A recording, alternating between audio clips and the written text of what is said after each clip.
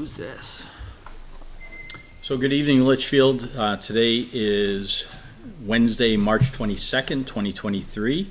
As superintendent, this is my one opportunity to call the meeting to order and to briefly chair this group until a chair has been elected. So this is our organizational meeting of the Litchfield School Board. It's now 5:30, so the meeting is called to order, and we'll start with the Pledge of Allegiance. I pledge allegiance to the flag of the United States of America and to the republic for which it stands, one nation, under God, indivisible, with liberty and justice for all. So review and revision of the agenda. There are a couple of items that have been livened up, and everything is marked in red for board members. So if you're comparing back to documents that were distributed earlier, you can see the adjustments that have been made. So at this time, I'm going to move on to the review and revisions. Are we intending to talk about or continue the conversation about pre-K and what was presented at our last meeting? So underneath, we have, Dan is here tonight with the preschool teacher, and under the presentation, you can see there is a preschool presentation relative to the programming piece tonight, Okay. and then a preschool tuition proposal, which is the action item that we need from the board based on the last presentation. So it's the tuition, which is tied to the attendance model that was presented. Got it. And that was okay. So that was added today. And that was added today. That's And it's basically, it's an excerpt. It's really not new. If you look at it, it's the documentation from last time, extracting out just the tuition conversation. Okay, thank you. You're welcome. I'm sorry, is there anything else on that section? Okay, so I want to formally welcome our new school board member, Peter Plansky. Peter went into town hall on after Monday. We had to wait until we got over the recount period in order to have Peter sworn in, so he's now officially sworn in. He's met with Holly, completed all the paperwork that's required by our office. So Peter, welcome as an official board member to your first meeting. And at this time, I'm going to begin explaining the process for nominations for chair. And I'm going to follow the same procedure that we followed last year. So I'm going to open the floor to nominations. We can have 1, 2, 5 names that are nominated. I'll ask for seconds on each nomination so that we know there are at least 2 people who are making that nomination. After we have all the names presented, I will then close the nomination period, and we're going to vote publicly on that. I called the names, I believe, last year in the order that they were nominated. So I would say all in favor of the first person who had been nominated, say aye. Opposed, we'll score the result. Clarifying point from last year was that individuals can vote for themselves as the chair. So at the end, I'd like to have a vote that reflects all 5 members who are present in the vote. And so before I open the floor, I just want to see if there are any clarifying questions or comments about the procedure we're going to follow. No questions. All right, then I declare the floor open to nominations for chair of the Litchfield School Board for the next year. I nominate Heidi Ames for chair. Second. Motion made to nominate Heidi, and it's been seconded. It was made by Liz, seconded by Tina. Are there other nominations for chair? I would like to nominate Andrew Cutter as chair. Motion by Peter Plansky to nominate Andrew. Is there a second? I'll second. Second. Are there any other nominations? Heidi seconded. I For the second. record. Yeah. Yeah. Are there any other nominations? Okay, at this time, I'll close the floor to nominations for chair, and I'll ask for a show of hands in the order that people were nominated. So all in favor of electing Heidi as the chair of the Litchfield School Board, raise your hand and say aye. Aye. Aye. There are 3 votes cast. All in favor of electing Andrew as the chair, raise your hand and say aye. Aye. Aye. There are 2 votes cast, and so I don't have a gavel, but I will declare Heidi elected as the chair of the school board and happily turn the rest of this meeting over to her. So congratulations. Thank you. Okay. I will take as my first official act nominations for vice chair. I'll nominate Liz McDonald as vice chair. I'll second that. Are there any other nominations for vice chair? All right, hearing none. All those in favor of Elizabeth McDonald as vice chair, please, did you raise hand? Well, say aye. Aye. Aye. Aye. Anyone opposed? Abstain? Motion carries 500. Congratulations. Thank you, congratulations to you too. You Yeah, have to do here we now. go. I'm happy with that. All right. Correspondence. Correspondence, sorry. I got it for this week though. I did it, so. Next, on the agenda is the signing of the Code of Ethics and Code of Conduct. Has everyone had a chance to take a look at these? Yes. Is there any discussion about them? Are there any concerns? I really haven't had a chance to look at them. I just, again, got my access. So I'd like an opportunity to review them sort of in depth. There's a couple things I think we need to consider. Okay.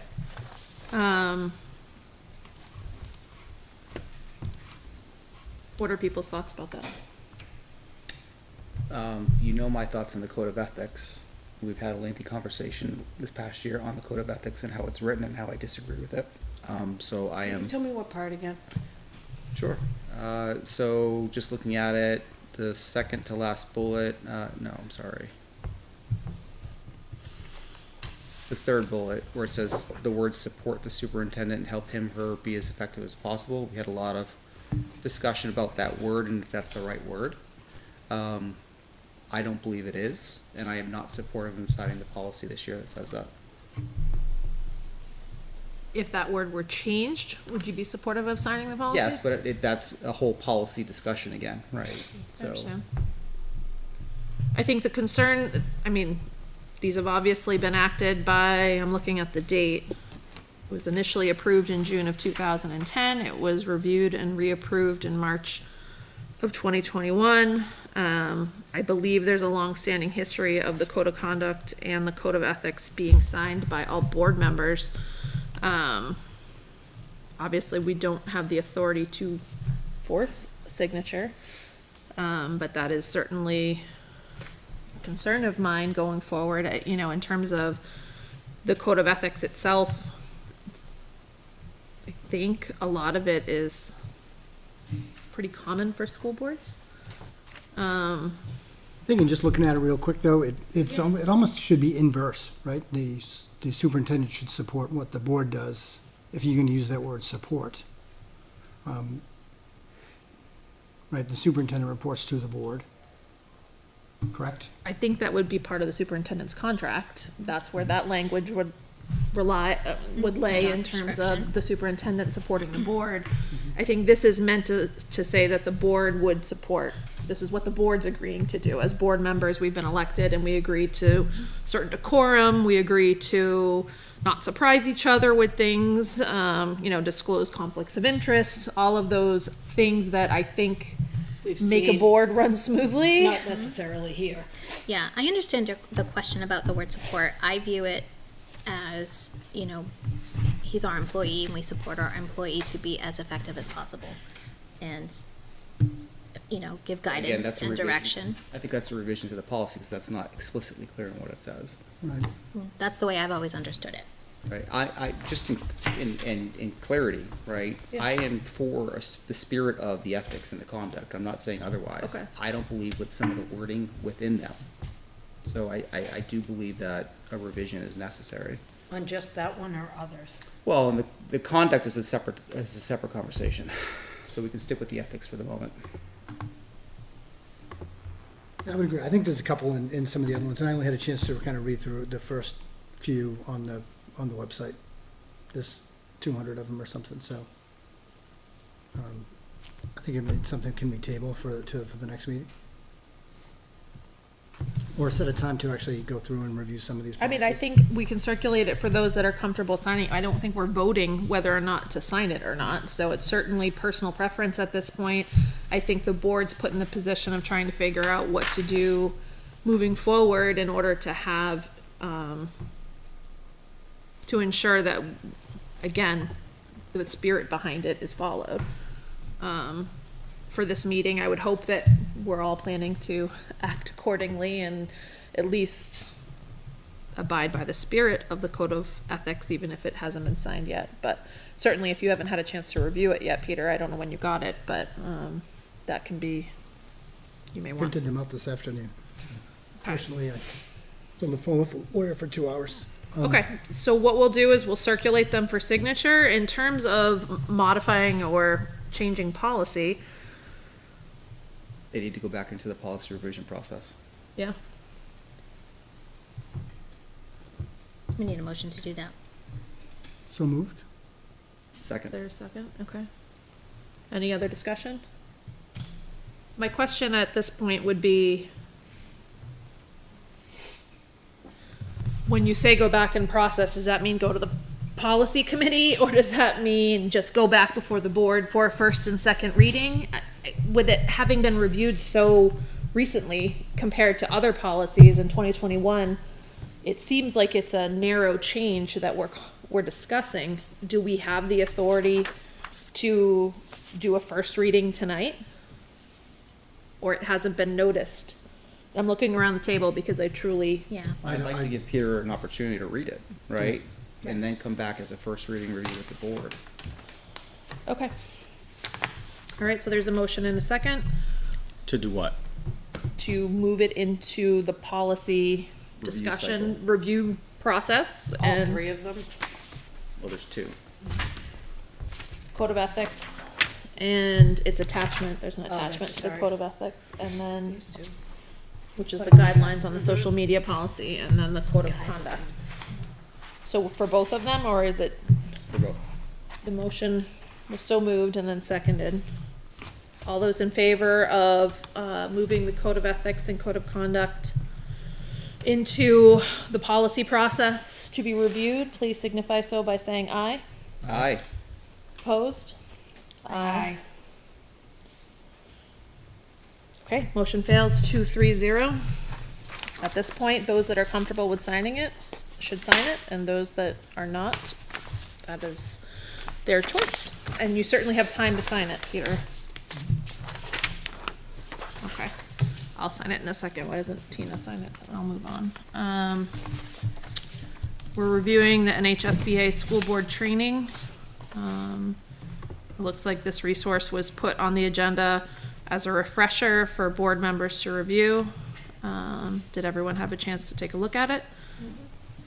Are there any questions, any discussion on it? Obviously, it's a resource available for us to look at throughout, but it's there. If I could just give a couple of comments. So remember that we are webinar subscribers, so if you look on the, Share drive this. Do you have the link to the agenda? Forward it to you? He's looking for the agenda. You in the shared drive? No, that's what I was just asking. I got to the share somehow today. I don't really remember how I got there, but, All right, I sent you the link to the direct link. Are you in your school email? Yep. Okay.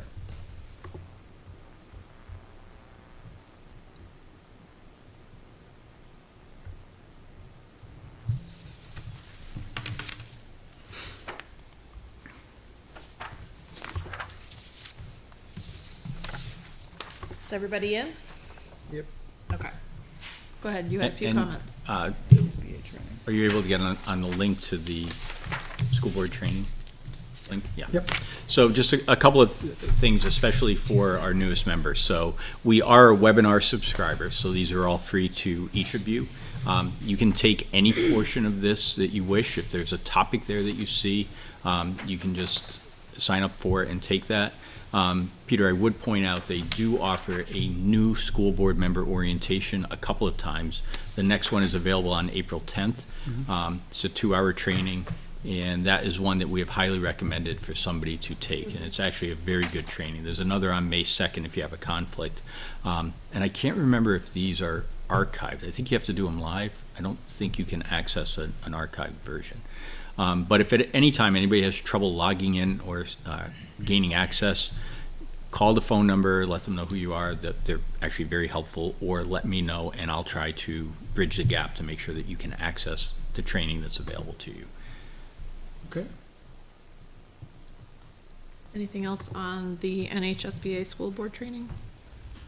Right, moving on to committee assignments. This is that time where we get to review and revamp and redecide. I sent it to everybody earlier to look at, to see what was there, because I know Peter probably didn't know every single one. He might not even know what some of them mean. I don't know what PERC means. We don't,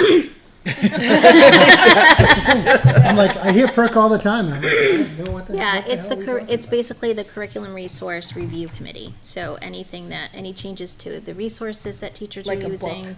Right, a book, a supplemental text, or anything like that goes through the PERC committee. And then it Percolates up. percolates up to the board, and then we Why approve does it it. no coffee? Sorry. Resource committee, Okay. educational. Public Education Resource It's Committee? personnel educator, Yeah. It's teachers, it's, needs a new name is what it needs. teachers, Mary Widman is the chair, and then we have a school board member. That was me this year. That was you this year, yeah. All right, so we can run down this list now, in terms of, however, I don't know if you had time to look at that list of committees, or if you have thoughts, Peter. I don't want to rush you in terms of committing us all to committee assignments necessarily completely. I know there is a budget committee meeting on March 30th, as I'm still on the budget committee email listserv. So I believe they're looking for that Thursday, the 30th. So we would not meet again before then, so we should probably at least assign a budget committee rep. I don't know if there's a facilities improvement committee meeting next week. I'll brief everybody, there's not Okay, next week. so that's one that we could hold off on if we wanted to. Emergency management, I think it's important to have somebody in there sooner than later, as Tara did that one, I'm not sure when they're meeting Is next. that the one during the day? Yeah, it's at 9 o'clock on Thursday, one Thursday a month, so the next one's on the 20th. I can't do that. Okay, so that's still, we'd have, April of April? Yeah, That's still a little bit away, so we have some time on that one if we want to. So I'm happy to go through the list now, but I also, We'll go just do the list and tell what time they okay, are. budget committee. Is there anyone that is looking and anxious and excited to represent us on I'm the looking at budget everybody committee? else. I'm excited to be here, but I'm not excited to be there. Okay. There. Andrew? Nope, Liz is gonna open. You know, numbers aren't my thing. I'm curriculum, I'm personnel. Numbers are not my All right. thing. I top off take at it. like 8th grade math. All right, do we have a backup? We should have a backup for sure. Who is? I said we need a backup. We who should is- have a is backup. Andrew? You don't need a backup, but I'm just saying from a work schedule perspective. Yeah. I'll be the backup. Okay. Oh, look at you guys. And you can attend those virtually, right, Andrew? You can, yes. It'll be that a involves roll call roll call, vote, yeah. yes. All right, facilities improvement. I'd really like to stay on facilities.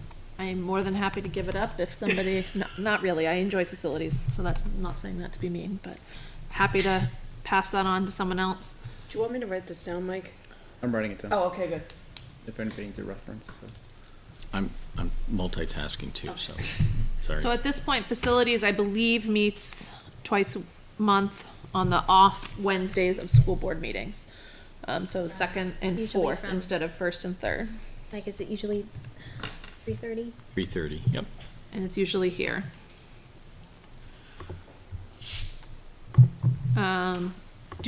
I guess my question would be, do we need two representatives, or is having one representative and a backup, Yeah. like facilities, something that we could consider? Because That's a tough time to make.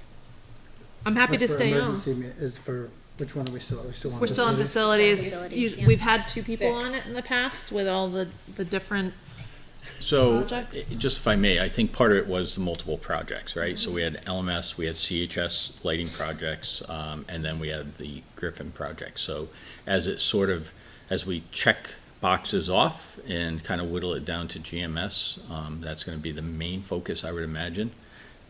You're still gonna have occasional issues that pop up and are gonna come forward, but you've checked two big boxes in the last couple of years, so. I'm fine to be the backup on that then, so we can keep that the same. So it's, Tina is the primary, Yep. I'll be secondary.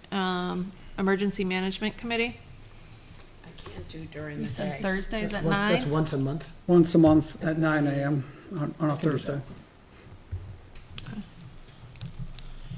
Grading and reporting. I wouldn't mind doing grading and reporting.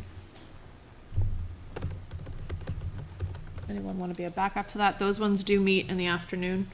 Yeah. It's the third Tuesday of the month. Typically, it was at 3:30, but lately it's been 2:45. I can be your backup. Okay. Joint Loss Management Committee. I'd like to stay on that. With big plans, Doug. What Big is that? plans. What does the joint loss committee do? So I haven't actually been to a meeting yet, because we haven't had, So, basically, our insurer is Primex, so they provide the insurance. If there are losses at work relative to an injury of an employee or an injury of a student, this is the group that oversees that, and then really should be walking the buildings to identify any potential hazards and trying to make sure that we get ahead of any injuries that could occur. So That's it's the really plan for the next meeting, Doug. and is that required by law? I feel like it's a state law required that every employer has to have a joint loss committee. I may be overstretching on that, but I'm Kinda pretty makes sure sense. it's required. They meet quarterly, and we're overdue. This time we were supposed to walk the buildings. I don't know if we were gonna separate it. We can talk, Doug. okay, sounds good. I'm fine. Does anybody else want to be on that? Liz has expressed an interest. Okay, I enjoy the people. all you. I would like to go back to emergency management. We have never had a backup for that one in the past, but given that it's a work day at 9 o'clock in case there was a conflict, Peter, are you okay with me being your backup Sure. for that one? If you ever can't make it for whatever reason, just let me know and I can try and shift my schedule. So we did joint loss, perk. I can be on park again. That meets during the day and the afternoons. Okay.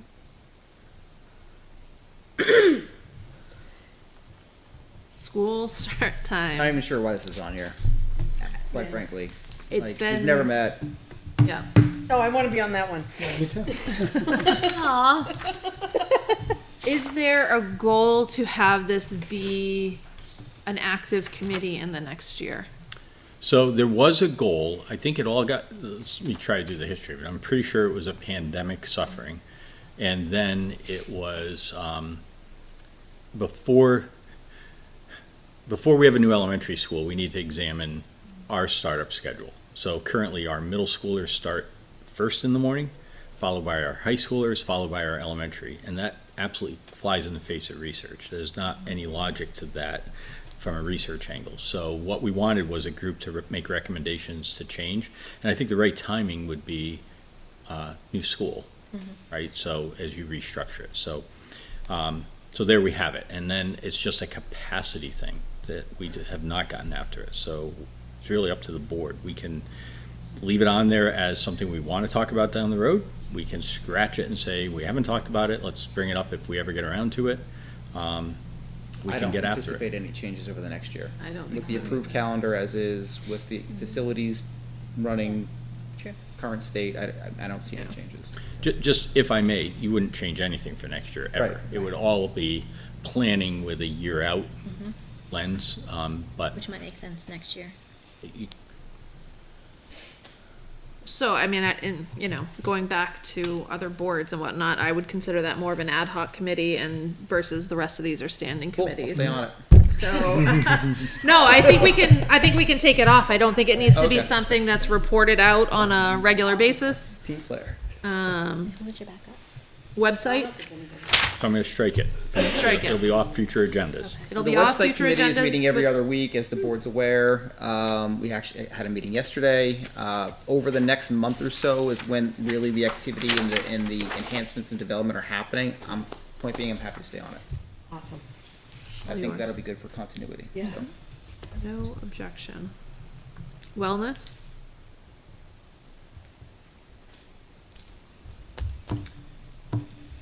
This was Tara's. She I was know. very- I know, that was this for is baby. totally Tara's No thing. one can step into her shoes on this one. No, I'm Do sure we she's remember? still going. Do you remember when those meetings are? Third Monday, Mondays? they're Mondays after school, so Mondays around 3:30. Once a month? Yes. Ish. Once a month, once every 6 weeks, kind of. Okay. It's a bit of a flood in the doors on Monday. Depends, Okay. yeah. I have staff Like, meetings. Yeah, Before I meeting, can, like, I can probably swing that. Okay. I'll, come back if there is an issue. Great, thank you, Tina. Yep. Town's capital improvement plan. I can sign up for this one too. I believe the frequency is quarterly now going forward, so it's just, I don't know. I don't believe it's a full refresh this year. I think it's just a quarterly meeting. Last year was a refresh. Right, so, yeah, we met bi-weekly, sometimes weekly. Right. Actually, we have a member of the CIP in the audience. Pete, is it quarterly going forward this year, or is it a refresh? We might be a little bit more frequently, just for refinements and stuff. Uh, Definitely probably a couple in the near future. Thank you. Get it on the Google first. Yeah. That's fine. All right, so Andrew, does anyone want to be a backup for that? We did have a backup for that. I could be a backup for that, just let me know. Okay.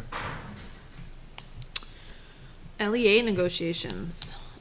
So I would like to stay on that. I did that 2 years ago. I feel like I learned a lot. I'm ready to stay on it, but we typically have 2 members, so is there a second person that wants to be on that?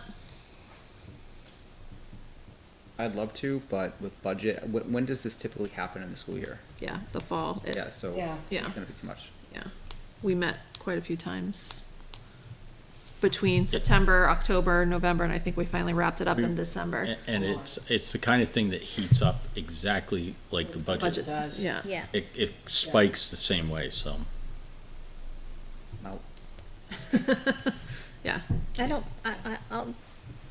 I'll do it if, you don't want to, Peter. I don't know that I have enough knowledge to be in. It's a learning Asset. curve, yeah. okay. Did you have thoughts? You did not want to do it, Liz? No, just as this is my last year, I think someone else should, Hmm. yeah, learn the ropes. I mean, Work if it's a backup, I can, is it a two-person gig or? it's 2 people there, yeah, And yeah, then the next year will be LSS, yep. and they work through the summer sometimes. Okay, I'll do your second, Heidi. Okay, if you're sure. I mean, we can think about it too. This one isn't gonna start imminently. I think Right. we have some time. So if people's schedule changes or people, are more interested in it, we can certainly talk about making changes to that Or even one. going to Huh? watch. Yeah. Yeah, like, to go to watch. And then finally, social media manager. I said Andrew was doing a nice job on. It is not my strength, guys. So this is our Facebook page? This is, yeah, I have just been sharing news that is in the principal newsletters, agendas, just updates, just Yeah. putting information out. I can be your second if you wanna keep doing that. Oh, sure. Unless anybody else Well, wants to you- take it over. You're on like 12, I know. so maybe we should slow you down there. Yeah. I mean, I can do it, and you can be my backup, whatever. I just don't like getting into, this is Liz/school board member, not parent, blah, blah, blah. I just can't, This past Get year, into I that. have not been responding. no, It's just kind of an informational page only, kind of, Yeah. kinda like class of twenty Yep, twenty-three. and if people have questions, the email address, is on that page, so, Just add me on. okay. So you wanna take the lead on that, and I'll be Sure. your backup? Mm-hmm. Great. Correct me if I'm wrong, but I believe we hit every committee and Or is it worth just revisiting the policy subcommittee that we're on? Oh, yeah. yeah, I think maybe we should add that. Although I don't know that we're gonna need to do report outs. It would be just regularly on the agenda under the policy, whenever there's a policy there. So yeah, I think adding it on there is important and I'm happy to stay on it. Andrew, I hope you're happy to. Me too. Yeah, there it is. He's happy. Okay, so we're adding policy. Otherwise, I think that is all of our committees. So we will work to I recall last year Michelle put together a really great calendar that had all of the dates and times that the committees were meeting. You know, the second Tuesday of the month for this one and the third whatever of the month. It would be nice if we could throw something together. Overlay that with board, we had a calendar for board meetings too, just for planning purposes. That would be Yeah. helpful too. Yeah, That's on the website. okay. That- And they're all clickable links with when the meetings are, Perfect. agendas, minutes, everything is accessed from, Good. I want to say, school board committees, Oh, okay. and then you'll Alright. see a Awesome. grid that we had. Awesome. Okay, Yeah, I thank you. remember that being there and that was a good resource. Enter all of that into the calendar, so, perfect. All right, anything else on committee assignments? Anything else on board reorganization before we move on? All right, we're heading into the summary of non-public actions from March 8th, 2023. Ms. Ames made a motion to approve the non-public minutes from February 15th, 2023. Ms. Harrison seconded the motion. The motion passed 5-0-0. This looks like a new little addition to our agenda, which is the consent agenda. We talked about this at the last meeting, being where we park items that we don't necessarily need to discuss, but any member can bring them up and raise them if there are questions, or bring it forward for discussion. Do I have that correct? Yep, so we moved, So I'm gonna move past it unless there's any questions on the, or discussion for the consent agenda. Seeing none, we're moving on to presentations and recognitions. I'd like to invite to the podium Mr. Dan Mitchell, principal I of know. Oh, yeah. GMS. Oh, your Podium, name tags. table, you know, Yep, and his name tag's right there. perfect. I'll leave it up in honor of you all night. And are you starting with preschool? Do you want Miss Beach to join you? I mean, yeah, she could join me. I'm just gonna do a quick overview of my report, and then we'll present. So I don't know. Come join us. Yeah. Where's the screen? There's a lot of I don't cords. know. It's an HDMI cable. There's a lot of cords and not like. Is it usually this one? Kinda. There it is. All right, I was looking for that one. okay. She's a good chair.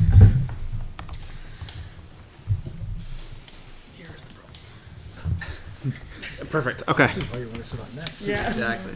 So good evening. I just wanted to go over a few things that were in my report, just because I like to get them on the public record so everyone can hear. A few highlights we have was last week during really just a 4-day week, but we did a penny wars with all of the classes in the school, and in the end, Mrs. Cohen's class came out winning. They were trailing, but until that last day, they pulled it out, and in total, we got a few more dollars in, but we raised over $3,770 in coins.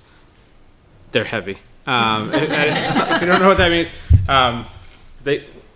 I may know that they can break a file cabinet. But anywho, we have that, and so those are going to be used for the purchase of a buddy bench on our schoolyard, and that was an idea. So this was completely student driven. So they wanted to do the penny war, and this for what? And then this was actually a good time to actually connect our student council with our group of student leaders called the GMS Helpers, and that's the group of students that have been formed to work with the work from the Bill Preble, and through that work. So they came up with the idea for the buddy bench. They came up with the idea to do the penny wars, and then we raised way too much money for just the buddy bench. So now we'll actually be able to make other improvements that we're going to have be student driven again to the schoolyard. So it was a lot to raise in 4 days, but it's Fantastic. there. This year, our UAs, or United Arts teachers, are going to do something different. And this year, with our block schedule, what they've built in is what they call flex weeks. So if you're familiar with the GMS schedule, students have a single UA for approximately 8 days in a row. So they'll have art for 8 days, and then they switch to PE for 8 days, and they switch to music for 8 days. And then mixed in throughout the year, we have what they call flex weeks. And flex weeks is where they have 1 day of each, and they can do a little extra, they can do an enhancement. And so we have a flex week coming up in the spring, and we've put it in our newsletter, so I'll put it out in case anyone is watching at home. We're going to do a spring arts week, and so we're asking for community members that may have a hobby, a business, any type of interest, and they could come in and do a day, and so that they can expose the students to some of the arts. And I use the word art to include, because our arts would set that includes STEM, acting, drama, PE activity, music, poetry writing, anything. We really have a rather universal definition. So if that's something that you think you can offer us and you have that time in that week, reach out. If you go to our Facebook, you can find the link because there is a post to that. Next week is Read Across America Week, and I will spare the specific Seussical, or what's the adjective for Dr. Seuss-ish titles, but to know that Monday is going to be Crazy Hat Day, Tuesday is Dressed as an Animal, Wednesday is Wear Your Favorite Color Day, Thursday Read My Shirt Day, and Friday is Pajama Day. And to add to that, on the Crazy Hat Day, if you haven't heard, and I'm making the official announcement now, so you have to be watching the school board meeting to find out, and we'll see how fast this spreads before I put it on Facebook, that there may be a member of the JMS community dressed as a sumo wrestler on Monday, because that's when his schedule permits it to happen. That would be me. Breaking news. Yes. Wow. So That's gonna be at awesome. the last meeting that I was here, we presented with Sophia Fowler on the preschool program, and the presentation that we had was, I would say, more policy type based. And so Courtney Beach, one of our preschool teachers, who is also becoming or getting her degree in school administration. So she's interning, and so she comes to the meeting, count the hours, see the experience. But we also thought it was a good idea to also just give you an idea of what preschool looks like, not just sounds like and looks like in policy. So I'm going to turn the computer over to her, and she is going to present basically an overview and a day in the life of a preschooler at GMS. Perfect. All right. So just a little bit about our program. We have an integrated preschool program that serves students 3 through 5. We encourage developmental and early academic growth through a nurturing play-based environment. We have kiddos that attend different schedules. So some of them attend 2 days a week, some of them attend 3, and some attend 5 days a week. It's all dependent on student identification and need. And right now we have 2 preschool models at GMS. We have our integrated preschool, which consists of roughly a 49-51 ratio of special or identified students and neurotypical peer models. And then we have a self-contained special needs program as well. So talking about our program structure, year to year, historically our program has changed based on student need. And more recently, we've seen growing need post-COVID. We have seen a large influx of students into our preschool program with significant needs at higher rates than we've seen in a long time. Fun fact, I was a para in kindergarten and preschool before becoming a teacher in preschool. So thinking back, we've had years where sometimes kindergarten and preschool are mixed in our resource program. So we've had an integrated program and a resource program. We've had, and when I first started teaching preschool, we had 2 integrated. So one teacher had the 3s, one teacher had the 4s. So we had 2 3 classrooms and 2 4 classrooms. And then more recently, 2 years ago now, Yep, we had to add a self-contained preschool classroom just because of the significance of some of the needs that we've been seeing. In our integrated program, we have neurotypical peer models, and then we started having an integrated service provision. So right here is our speech pathologist, Danielle McGew, and she comes in as well as Kathleen Follis, our OT, and another OT. They come into the classrooms and do activities to focus on just speech for both neurotypical peer models and students receiving speech services, as well as the OT doing the same with fine motor groups.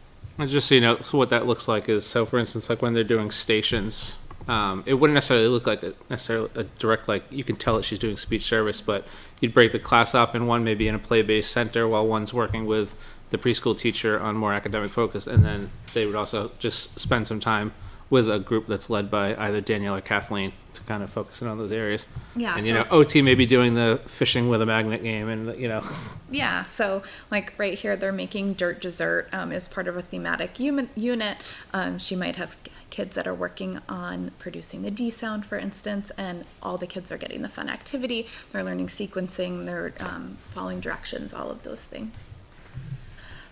Miss Chloe is our other preschool teacher who joined us this year, and currently this is what our program looks like. So currently, Miss Chloe has 3-year-olds, and 3-year-olds come 2 days a week. They come in the mornings, and then 4-year-olds this year come 3 days a week. So this year, Miss Chloe has a multi-age classroom. So in the morning, she has 3-year-olds 3 and 4-year-olds that come on Mondays and Wednesdays, and then Fridays only the 4s come. It's very confusing, so it's a little tough. But and then in the afternoon, her 4-year-olds come 3 days a week this year. And are those also integrated classrooms? Those are both integrated classrooms. So Miss Chloe has both of her classrooms are integrated. And then for me, I have in the morning, I have a significant needs preschool. I have some students that attend 3 days a week, and I have other students that attend the full 5. I also have students that come in the morning and stay all day long. Those are the kids that may be getting ready to go to kindergarten, or have spent an extra year in preschool and just needed a little bit more intensive of a program. So during that time, we have whole group learning. We work on adaptive and self-help skills. We have social skills groups, and then we have some ABA modeled discrete trial programming. So it really runs like a typical classroom where we are coming in and doing circle time, doing art projects together, doing all of those things. Having recess with Miss Chloe's classroom, for instance. But then we also kind of break out. I'm lucky this year to have the 2 classroom portable. So we have one classroom that really focuses on that whole group learning, and then another one that serves more of like a sensory regulation space, as well as discrete trials or just individualized learning. And in the afternoon, I have an integrated preschool class, and again, the 4-year-olds are attending 3 days a week this year. And then I do have a few students that needed a little bit more, and those might be students that are getting PT, OT, and we really want to make sure that their time isn't monopolized by those services, and they still have that time to interact with their peers during that play and academic time. So we do have some students that attend Tuesday, Thursday as well in a resource program. And so when we look at our learning, we use the creative curriculum, which is really student-led. We do play-based thematic units. So you can see here right now we're doing a community helper. So my classroom has a construction theme going on right now. We've had our vet clinics. We have during Thanksgiving, I sewed that turkey. I'm very proud of it. And so we have Miss Chloe and I put a lot into our pretend play centers and our sensory experiences to really get that excitement for the play-based learning. We use learning without tears, and we build in a lot of sensory and outdoor play in our program. As an owner of 2 dogs, I like that the cash register is prominent in the vet clinic. Yes, yes. I forgot. I may have forgotten to take that off, but they love being It's appropriate. the cashier. We also have Miss Susie who comes to us from, I think it's Manchester Community Music School, and she is contracted in our program. So she comes in once a week for each program. So she comes in on Tuesdays and Wednesdays, and she does some really great music therapy. It's very interactive. She builds on her, if I let her know what our themes are for the month, for instance, or what we're learning, she'll build that into her music, and it's something that the kids look forward to every week. And then this is just a day in pre-K, so it's truly it's very student-centered. We try to work on some of the skills that they will begin learning in kindergarten, but while keeping it play-based. So students arrive. A big part of our day is learning to put on our coats, take off our coats, put on our boots, take off our boots, hang them up, how to use the bathroom, how to ask for help, all those things. Navigating how to put your folder in the bin, for instance, and you don't, in 7th grade, you may not think that that's a skill that has to be taught, but it is. And then we have circle time, free play centers where we kind of encourage kids to explore on their own, and we kind of walk around and guide that play. We have music therapy some days, we have snack, and a lot of time we build that in as a social skills group where we have board maker placemats, for instance. So that's a way that we kind of work towards inclusion, where all kids have board maker placemats, and we use that to guide conversations so if we have a non-speaking friend, we're using the visuals for all. We have guided center rotations, which is more teacher-led, so there's usually a teacher-led center, a student-led center, and then in previous years where we had lots of paras and program paras, we always had a para-led center as well. And then we have recess, music and movement, which is very exciting in preschool. And that is it.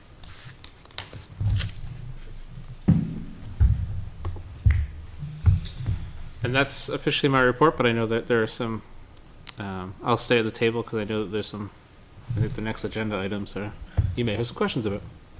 Thank you for that presentation. It looks, I want to go. Come on down.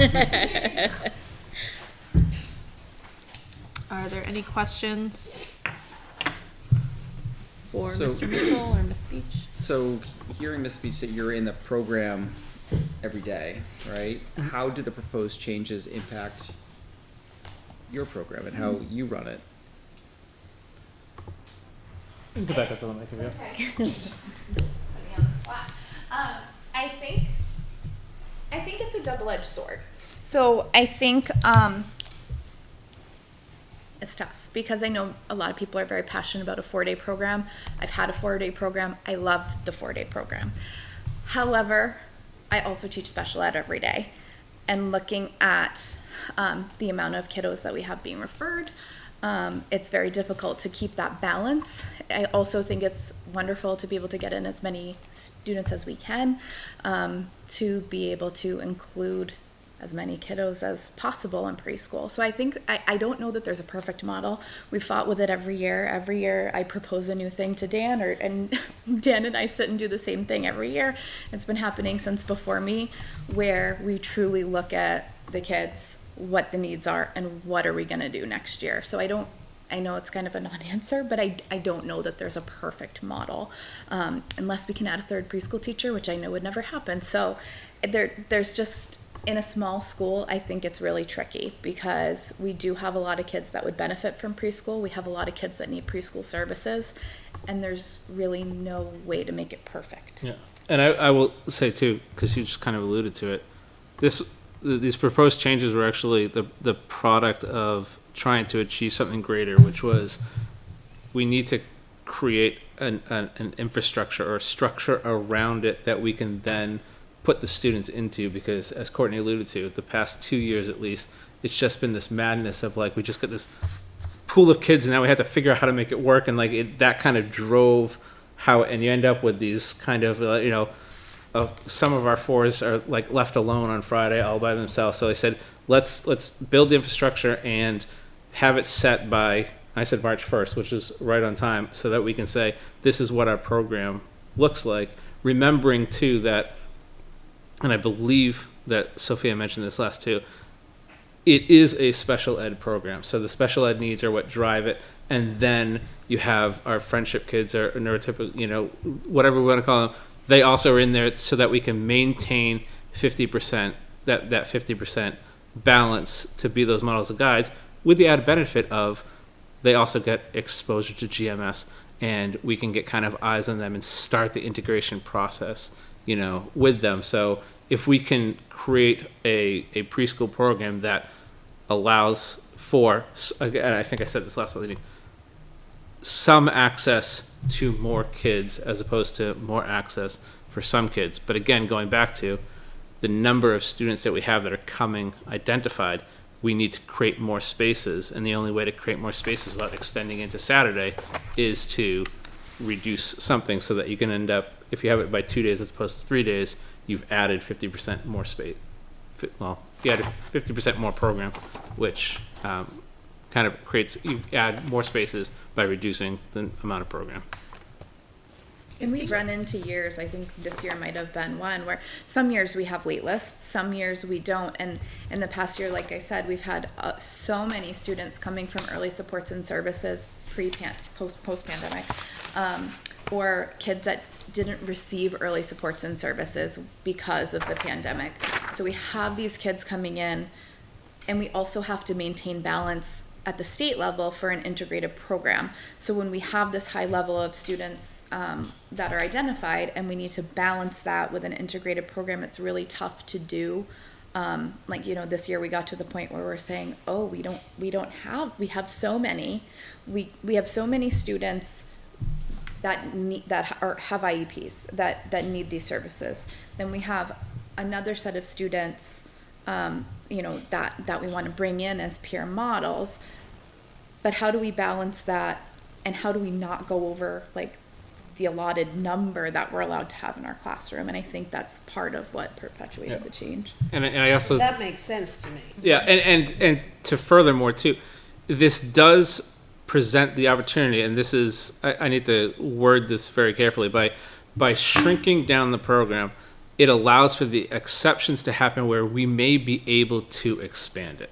But we don't want to overpromise and underdeliver. I'd rather underpromise and overdeliver. So if we promise 2 days, and by 2 days, as was brought up, there could be, I'm saying that to help, but there could possibly be, the way the numbers line up, where we may then reach out to some of the 4s who signed up for 2 and say, are you interested? Because we have availability, we can, if you'd like to, you can have 3 or 4 days. We'd have to come up with, we don't have the mechanics around how we would go about that. We'd have to develop that. But if we kind of say it's a 2-day program, there is the possibility that we may be able to then build out it. So I think you'll see that if you've read the pricing thing, it's the 2-day program costs this, if necessary. So for instance, we may have to, because we need to provide those peer models. And so we need to say, like, we need some of you to go 3 days. Who wants to go 3 days? And then you go 3 days. Or we need more of you to go 4 days, again, so we can maintain that 50-50 balance. I think what was important, and I don't know whether it was during the meeting, when a child turns 3, they are no longer eligible for early intervention, and they have to move to the next model, which is preschool. So once you're 3, your child doesn't get any Right. in-home services, no matter whether it's September, October, November, December. They're trickling in all year. Right Yeah. now is a big surge. Yeah. Some last week, right? Did some site? Oh, and this is what happens is people realize schools going to close for the summer, and so we get early supports through Gateways and all these other Children's Pyramid, all these places, and they reach out to me and say, hey, these are all our kids that turn 3 over the summer. And so then we get a big influx, and that ends up, we could put out signups for next year, and then we get this big influx of kids that come in June that We're I just test turning 3 in in July June, and yeah. August, and then we have to, that throws everything. So I think that's part of it as well. It's tough to predict. This makes way more sense to me. Now, I'm gonna ask a question. Why are you charging more money? I don't sit there. But that's not fair. That's not a fair question for them. Well, I don't understand why we're cutting services. That's not a question for who's here. Okay, so we have to ask, that was a question that came up. Well, that's gonna be I believe it's on the agenda. it's on the for another agenda coming up discussion. here shortly. And that one, I'm going to make Oh, Courtney. that's a different one. You don't have to sit at the table for that one. And actually, I thought that was a Because bad joke. that's, that's a proposal from us, Yeah. but it has nothing to do with the classroom teacher. They're You're there no paid to matter be here what. regardless of the revenue, and Dan has some thoughts on it, but, we. do you will do review that. extended school year for your preschoolers? Yes, we do. So it's basically year round. Can I want some clarification, because I think I misunderstood something last presentation compared to this presentation.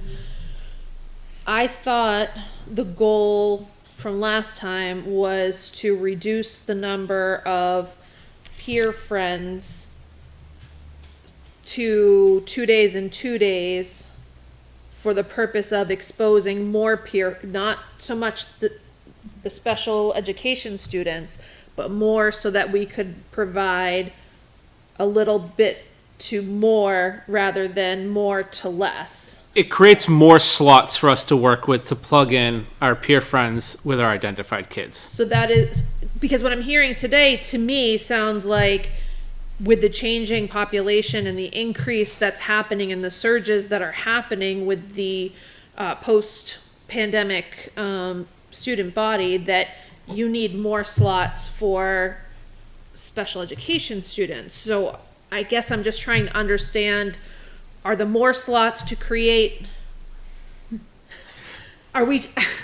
is it because we need more space for special education students, or is it because we're trying to expose more peer friends, or is it not that simple? Or both. It's both. And actually, really what you're kind of getting at is to what we spoke to earlier, which was what we tried to do was create the framework first and then work with the kids, as opposed to what we've done at least the last 2 years, if not more. I only know the last 2 years is get all the kids and then try to make a program that meets all the needs and passes all the laws. Proactive. This one, we can build the square with the slots and then we can plug it in, and we may have some extras left over that we can, first off, be prepared for that kid that turns 3 in February and all of a sudden starts coming, or March or April, or sometimes even May, and then they start the ESY program.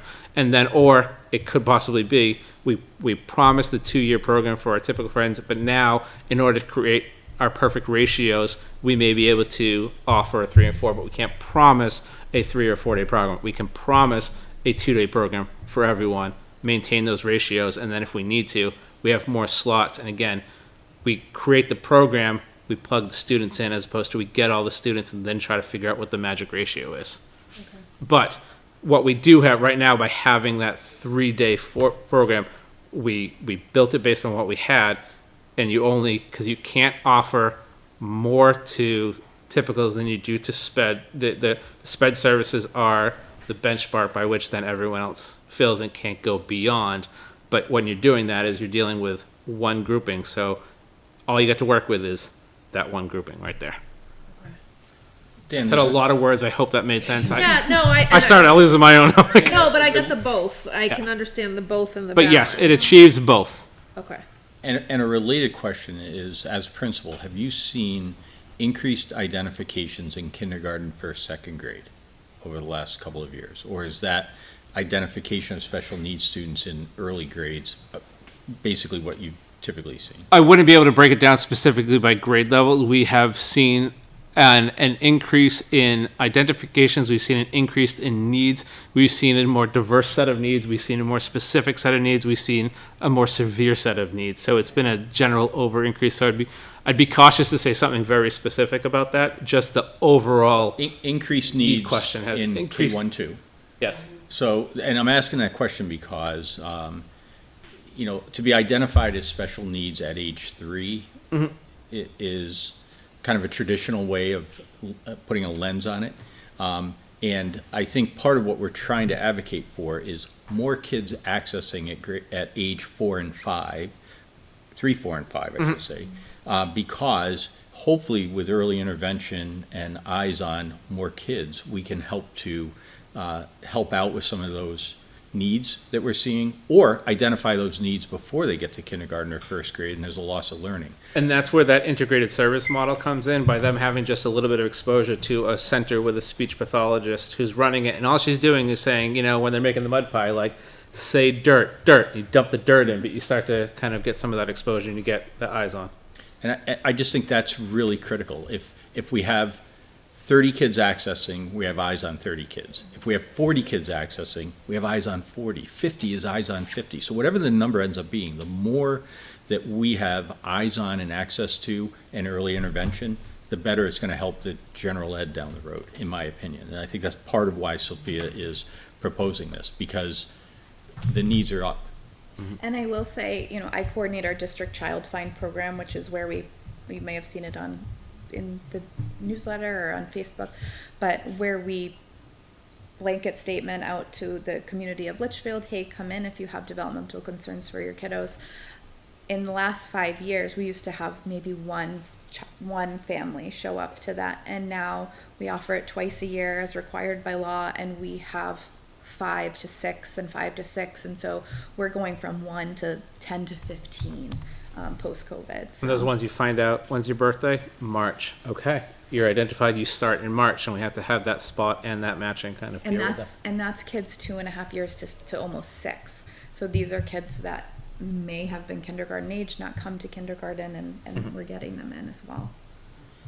I guess my last question would be, you mentioned that there's been shifts in the program. At times it's been 4 or 5 days a week for 4-year-olds, and now it's 3 days a week. Have you seen a difference in readiness for kindergarten for the students that are only 3 days a week as compared to the students that were in 4 days a week? Or is that hard to assess? That's hard to assess because of COVID. I have seen a huge change in children's development at that age, pre-COVID kids, post-COVID Right. kids, and I shouldn't call them that, but these kids have been significantly impacted by it. And so even neurotypical kiddos, they have been home. Think about it, if they're 3 years old, it's been their whole life. And their parents have been trying to work from home, and they're on an iPad, or they're watching Bluey, or they're not coming in potty trained. They're not, where I had kids that could write their name, that's no longer the norm. So I think kids are coming in different than they did. So I don't know that I can say that it's the program structure or COVID. Fair enough. And I also have to say, and this is, I want to start by saying what I'm about to say is really uncomfortable to come out of my mouth just as an educator. But for our preschool program, it's a special ed program. So there is no measure of readiness for those typical students in terms of kindergarten. The goals and purpose of the preschool program is not to get any of them ready for kindergarten. And I say that because legally as a public school, we can't create a situation where technically a family who's able to afford to pay for or has access to a limited list that we provide has any advantage over a family who's not able to pay for. And so I kind of half joke, but like ready for kindergarten is know your name and potty train. And so our preschool program is designed to service those special ed students with no formidable advantage for any other student. However, we get eyes on them. That's the legal statement that I kind of have to say. And again, I want to admit it's very uncomfortable because it basically sounds like you're just there, we're not really doing anything for you. That is not at all true. But basically, when we build and design the program, that's what has to guide it. It's in service for those special ed students, and our friendship kids, or the typical students, get the benefit of, but they can't get basically a paid for benefit that anyone who doesn't is at a disadvantage to those who could, as a public school. I hate saying that. It is what it is. Yeah. Are there any other questions on the preschool program presentation? All right, sliding into the next item, and Mrs. Beach, I'd run to the back of the room. Slide it out. Moving on to the preschool tuition proposal. So, what I did is extracted from the previous presentation and added a little bit of commentary. There's not a lot added, but I want to walk the board through it. You've seen the tuition stuff that's down below, but up above, actually a reminder of what we talked about tonight. What is the purpose of preschool? Who's the target audience? What is the goal of Peer Friends? Because those are the students we are asking for tuition in order to attend. So just made that explicitly clear on this document. And the proposal is what we talked about last time. So the proposal is to modify so that we are setting a base rate of $16.25 a day. That ends up being, for a student who attends 2 days a week, it would be 8 days a month, which is $130 a month. That's a $5 increase over the price we charged 10 years ago. So that's a modest increase in that amount, and it establishes that baseline rate. We are expecting that most students will be attending 2 days a week. That will be the model going forward. That's to increase the eyes on, the number of students who we have eyes on in the preschool. And then, if necessary to fill seats, we would make available a 3-day-a-week program. using that base rate, that then costs out to $195. That's an increase of $30 a month over the current price, which is $165. And then, if needed, a 4-day-a-week program, but we didn't have any students who attended 4 days a week this year. This year, no. We don't envision that would be something that would be necessary, but if you do the math using the same base rate, it comes out to $260 a month. So there was not a set price for that, because it's not something that we've charged in the past. So is there something that drives whether they go 3 or 4 days, 2 or 3 or 4 days? Okay, so that goes back to what we're saying is what we're offering this year is a 2-day program. If the enrollment of our identified students or availability says that we can start calling and extending out and say, hey, we can offer you 3, if you'd like to come a 3rd day, we can offer you a 3rd day. For the special ed kids or? For No, the special ed, peers? that's not, this is just the tuition, the peer peer kids. friends. Pays Yep. tuition. It's a lot of math here. Yeah. Yeah. Yeah, so when we're talking tuition, we're talking just the peer students. And a reminder for the board, our preschool is funded by federal grants. It's funded by state and local tax dollars. So increasing the number of students in Litchfield who have access to that is actually a more equitable way to proceed. So if you have 30 students who are accessing that service as opposed to 40 students, you're providing greater access by having a fewer day experience, but again, us having eyes on more children and more children being able to access the taxpayer-funded program that exists. But in doing so, right, you're also potentially impacting kids who are now accustomed to a longer program, a 3-day program as an example, right? And moving it down to a 2-day. Well, we wouldn't actually necessarily reduce down for any actual student. Families may be impacted because an older child went for more days. But based on this, the students who right now are experiencing a 3-day program are going to naturally move into a 5-day kindergarten program. Got it. So there's no 3-year-olds that are in a 3-day program that are going to go into a 2-day 4-year-old program. That makes sense. You may have families who, the older sibling years ago got a 4-day, this year got a That's- 3, now they're going to be offered a 2. 2. That would be an impact. Yep. Can I ask about timing on this? My concern is changing the tuition at the same time that we're changing the program to reduce the number of days doesn't sit well with me, timing wise. Is there a reason why we're seeking to change the tuition this year? Is there besides it was just a review and we checked with peer, other schools? I'm just curious what prompted it to come forward this year. So new director, so it's fresh eyes on the question. It's been discussed I can tell you it's been discussed 5 years because And the before tuition hasn't been changed like at least 10 years. So it's something that we had eyes on. And the other thing that was just weird about it was the more days you went, the less expensive it was. And typically you kind of set a base rate. I mean, it's not like more days would be less per day by any rule. That was just kind of a strangeness that was into it. So the concept is just set a daily rate, and then if a child attends 2, it's 2 times that. If it's 3, it's 3 times that. So it was just sort of coming up with a metric to use going forward. And I don't want to speak for Sophia. I think also the reason why it's all together is because she was also attempting to put it all together in a cohesive document. We didn't have that description, so I know it was pulled out as a separate thing, but she was, I think, attempting, again, I'm speaking for her, to say, this is what the program looks like, these are the days it's offered, here's how much it costs, just almost not a flyer, but at least put it all at least living in one landing spot.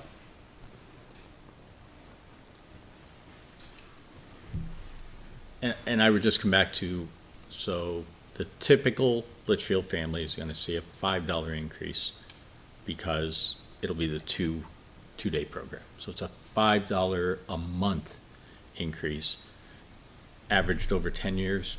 It's relatively minimal, but it sets a rate. understand that, but in terms of the 10 years, it's not their fault. We didn't discuss it and change the rates over the last 10 years. Again, I think optic wise, going for the tuition change at the same time that services are being, I don't want to call them services, days, because they're for our peer friends, days are being reduced for our peer friends. Well, the board could do two motions and approve the day change and not the rate change. How significant of income, are we talking about here? I asked Doug to see if he had some quick numbers on what we generate relative to tuition. I don't know if you were able to pull anything. Yep, so last year, tuition for preschool was 21,437. And this year, we're up to about 29,000. They appear to start paying more in the summer, so prepay type of thing. So we won't have a lot more than 29,000. It's not like we're gonna go by several more months type of thing. So last year, again, about 21,000, and this year we're at 29,000. And that's without the rate increase. That is without, that, yeah. For the rate increase. Yep. That's before the rate increase? Yeah, there has been no official rate increase. Everyone's been paying the same price this year as they did last year, as the year before. We just have more students. As we've distanced ourselves from the pandemic, I think more and more are willing to send their kids Yeah. in. Yeah. Yeah, that makes sense. I imagine the year before we had a revenue of nothing.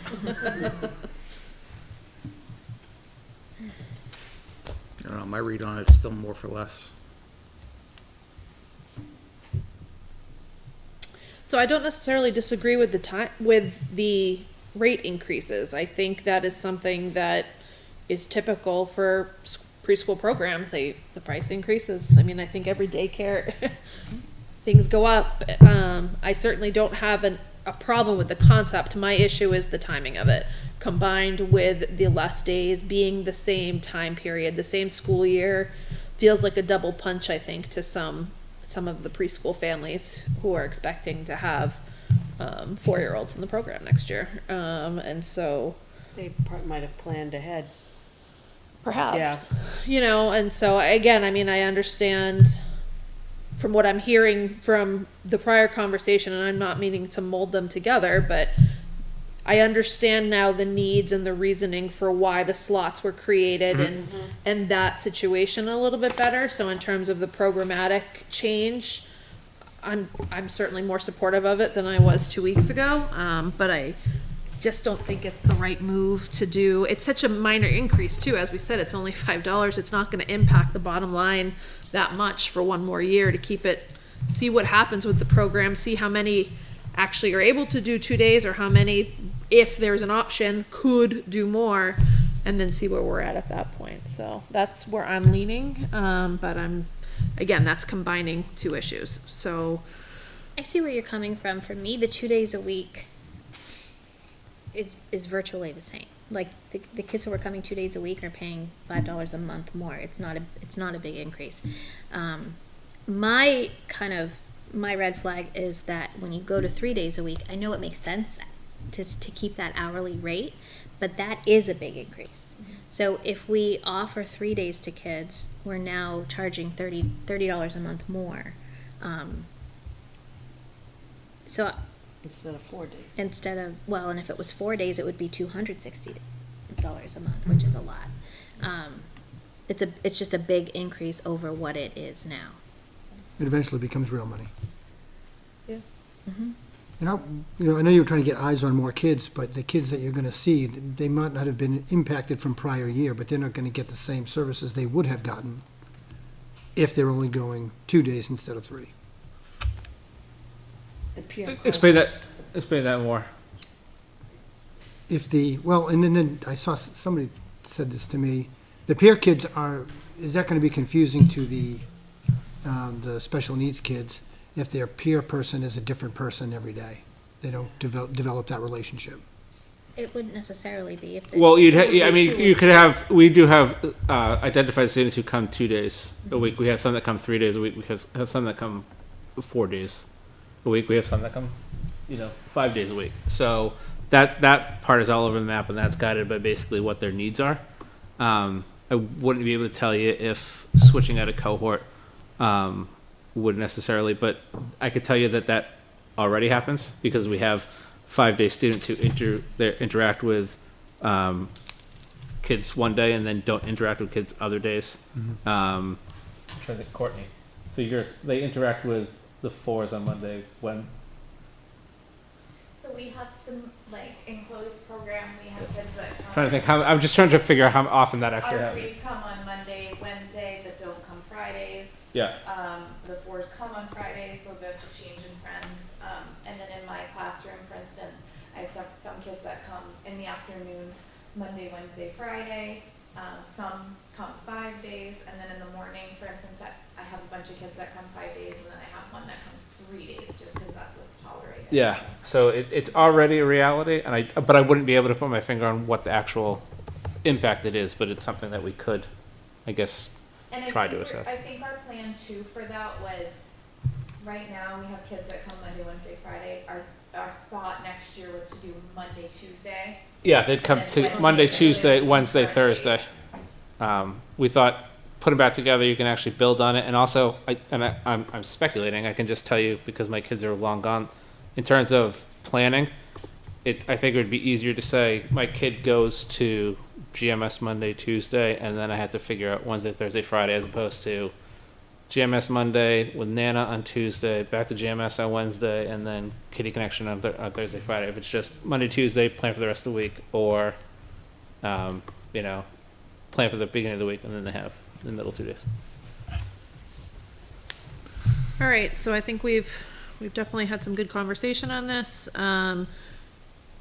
Did we land, I recall the question last time, do we need a vote on the programmatic change? So the programmatic change is not something that we need to vote on. The tuition rates are something that we're looking for a vote on tonight. That's why I extracted that out of to this tuition rate. Either way, is the programmatic change going to happen? You're informing the board that this is going to happen? The programmatic change that Sophia and Dan presented is our intent to follow through for next year. And then the tuition that we're asking for here is how we would like to collect that. Okay, so what I'm hearing is we don't need a vote on the programmatic, but we do need to vote on the tuition.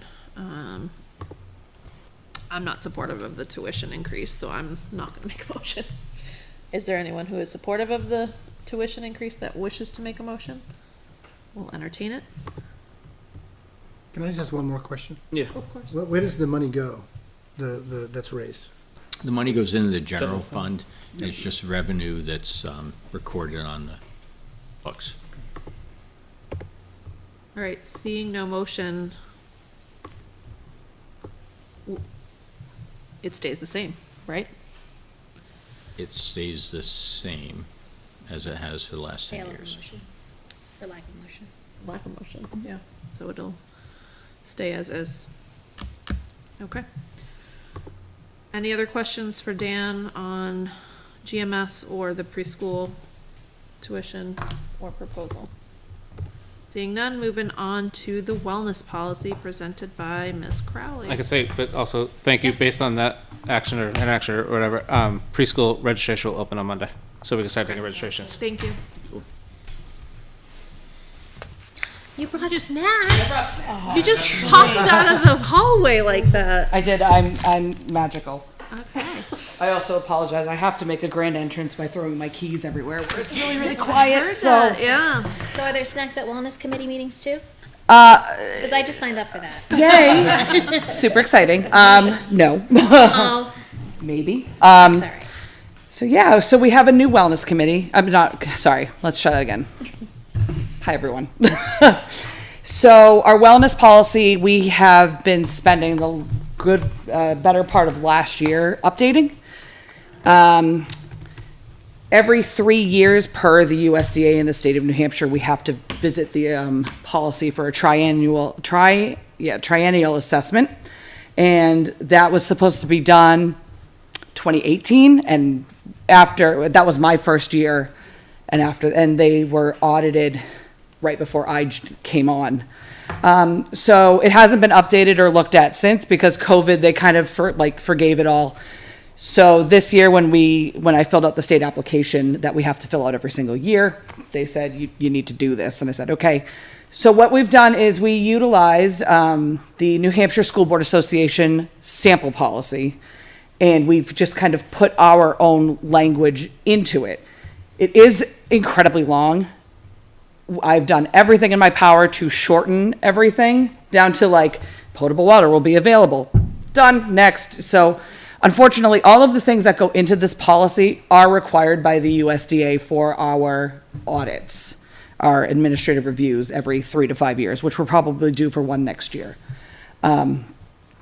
So basically, it just assigns the director of dining services or another designee by the superintendent is the chairperson of the committee, and then we are kind of just moving on from there. We meet quarterly, 4 times a year, and it's on Tuesdays at 3:30 to 4:30. Our next meeting is April 7th, if anyone wants to join, at the Campbell High School Learning Commons, 3:30 to 4:30. Is that 3:30? 3:30 p.m. to 4:30 p.m. We are looking to restructure it a little bit next year to make it a little more accessible because one of our biggest problems has been, you can attest to this, Emma, it's been me, Holly, and Emma for the last couple meetings, which has been great. And Kathy joined us on accident one time. That was awesome. It was a total accident. And she showed up and I was like, why are you here? But it was great. So this is our updated policy, but it meets everything that we need to have for it to be compliant in our next administrative review. And then in 3 years' time, somebody else will look at it, whether it's myself or whatever. So that's basically, I mean, I can answer specific questions as needed. We did include, which is not necessarily required, but we felt it was moving in this direction, a mental health clause, just to say, hey, as part of, we view that mental health and social emotional health is very important to the overall health of a human, and students alike. So we did throw that in there. It's not necessarily required, but we kind of felt like it was moving in that direction. And I'm sure in a few years' time, they're gonna come out with something that says, hey, you need a mental health clause. So we kind of just threw that in at the end to just kind of say, we have, resources available for our students and staff, should somebody need them. And yeah, it was well received when I mentioned it to the state. They were like, oh, that's awesome. So that was really good. Just a little backstory on this too. So Lauren attended a policy meeting with Heidi and I. Andrew was not available, and all the backup stuff was reviewed at that level. So there's the model policy, the marked up policy, a bunch of documentation, and we're just bringing forward what the committee. This is like the cleaned up policy. This is the marked up version of the policy JLCF. So we're looking for first read approval on it. Sounds Are there any questions? Any discussion? This is first read, right? Right. Correct. Okay. So you have time still. Yeah, we actually, I mean, we didn't count it as first read last time, but it was Okay. presented at the last meeting.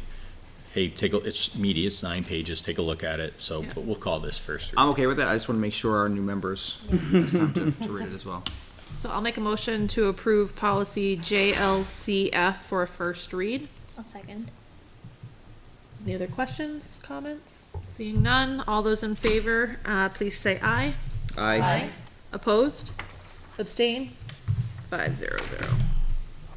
Awesome. Also, on terms of the wellness policy committee, just to add in something as well, we are starting, which Emma has been awesome with helping us. We're starting in April a little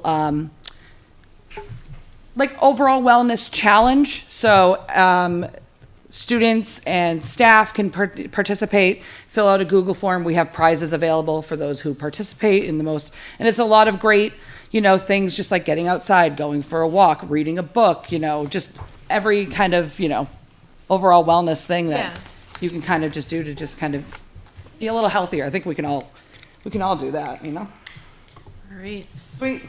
Unless there is an objection, we also have a student representative here, Emma, who has a hard stop at 7:30. And so we do have food service overview and pricing proposal for you, Lauren. But I was hoping you wouldn't mind if we let you go, just in case we're in the middle of, and you have to go, so that way you can at least give your Yep. report. Absolutely, do your thing. Is that okay with everybody? Yes. Absolutely. Just some updates. Student council on March 8th, they went to a conference over at Salem High School. They just had some discussions about past, present, and future, and about goal setting. And they had a guest speaker there from Safe Bay. They're an organization whose mission is to end sexual assault among middle and high school students. And one of the co-presidents is working with another student council member to bring a speaker to our school. And student council's volunteering at the Manchester Food Bank on April 8th, right before Easter. Spring sports have officially started this week. I believe tryouts with the beginning of this week. The annual fashion show is this Saturday at 7 p.m. in the auditorium. FBLA is going to their spring leadership conference tomorrow and Friday. I'm excited to go. The juniors took their SAT exams today. And on St. Patrick's Day, a luncheon was provided to the staff by Mr. and Mrs. McDonough. Was it corned beef? Yes. Yeah, I had it. It's awesome. Did you get the ice cream cake at the end? I wasn't there for it, unfortunately. That's great. Any questions for Emma? Thank you for the update. Thank you. Thanks, Emma. All right, Lauren, back to you with food service overview and pricing proposal. Yay. Just before Lauren starts, you're not going to hear awesome news. I'm going to say that up front. You're going to hear awesome news about our program. You're going to hear awesome news about what we're doing. So there are some financial challenges that we're going to share with you tonight, and you should definitely be asking questions about that, and we need time to think our way through some of that. But Well, that's exciting. Can't wait. I want to take, But I brought food. Bribing. That's what Did you ever get that vending machine with the smear? That's That it. is- that is That's in the included, yeah. presentation. I didn't get to all the way That is through it. included. Awesome. So I will explain everything. So I can't hear when Thank you you. can't hear when you're at home, and We can hear you. I know you can. Sorry, everyone at home. What do we have? These are some fantastic samples from our lunch today. So the larger cup is the, oh my gosh, it would help if I did forks. I hear you have a fork. Yes, I'm good. No. Here you go. Thank you. You're welcome. Sorry. Emma, do you want some? Oh, it's still Sure. warm. Go for it. It is still warm. Thank you. It's not, I cooled it down and heated it up again. I didn't just keep it from lunch. That would be Thanks. very wrong sanitarily. I'm not ignoring Doug, I promise. Doug and I have prearranged everything. Okay. So what you have in front of you is homemade American chopped suey. We had that for lunch today. And the other little tiny cup is a local pizza place called Gill's Pizza. I brought Gill's Pizza in when I first started here. I'm happy to say that now all 3 schools are finally serving Gill's Pizza. He's a local guy. He only does school pizza. But when the pizzas come to us, it is live dough like you would get at Romano's or Rocco's, and hands down the best school pizza that we can possibly get. The guy is super nice and friendly. $7.50 a pie, so it's really pretty inexpensive, even all things considered. With inflation and stuff, we're still, previous to me, they were using like Pizza 911 and all that stuff. That was like $8.95 a pie back in like 2018. So this is $7.50 now, which is pretty great. So also in front of me, unfortunately, do not have samples, but here's a selection of what we offer for breakfast daily. This is just a sample of some of the things. All the items we serve are whole grain. They are lower in sugar, they are lower in calories, and they are designed specifically for school food service. So that includes our cereals as well. So Cocoa Puffs, Cinnamon Toast Crunch, we do offer it, but they are specially designed for schools to sell that meet the Smart Snack requirements, which is part of the wellness policy, just to ensure that we're giving some more healthier options to kiddos, but it's still brand recognition, which helps us in that aspect.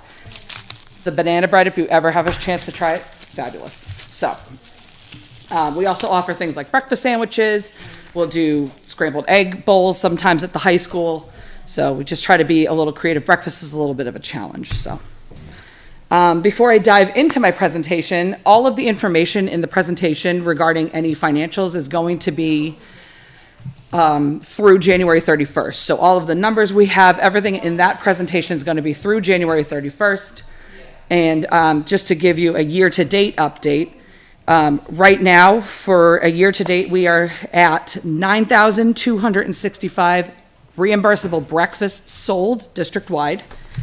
And we are at 61,900 reimbursable lunches sold district-wide, which is a total of 71,165 complete for reimbursable meals. It's about $87,000, just over 87 grand for the year for reimbursement from the government.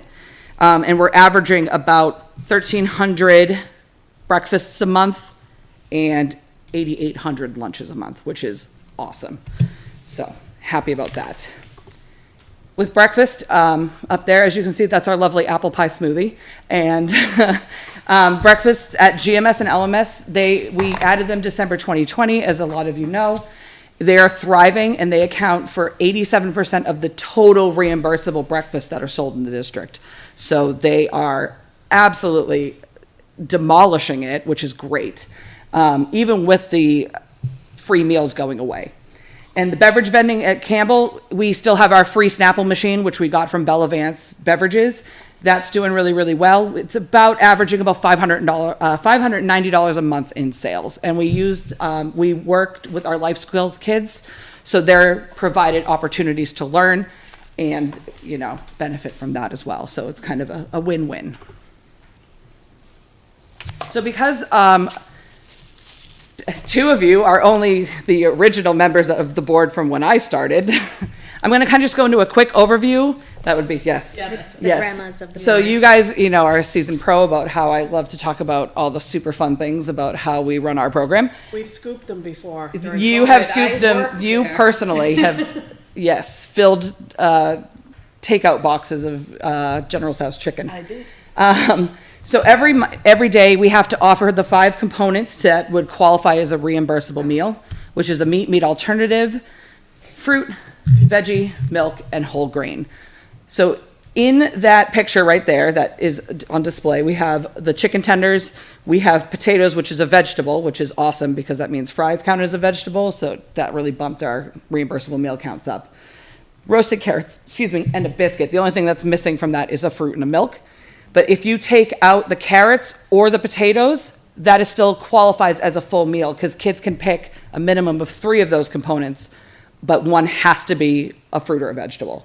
So you can take a cheeseburger and fries, and that'll be a reimbursable meal at its very minimum because you have the grain, you have the meat, and you have the vegetable. Does that make sense? Mm-hmm. So that at the end of the month, we tally up all of those reimbursable meals, which we are going to for a little bit of a rebrand, and we're going to call them value meals. I think it's a better kind of, you hear that a little more often. Kids are a little more apt to understand what a value meal could be. So a value meal will be our reimbursable meal. It's just going to be interchangeable for that. So at the end of the month, I collect the numbers from all the schools, and there's different criteria on our registers that pulls certain numbers of how many reimbursable meals we've sold. And then I submit them in a form onto the New Hampshire Department of Education website.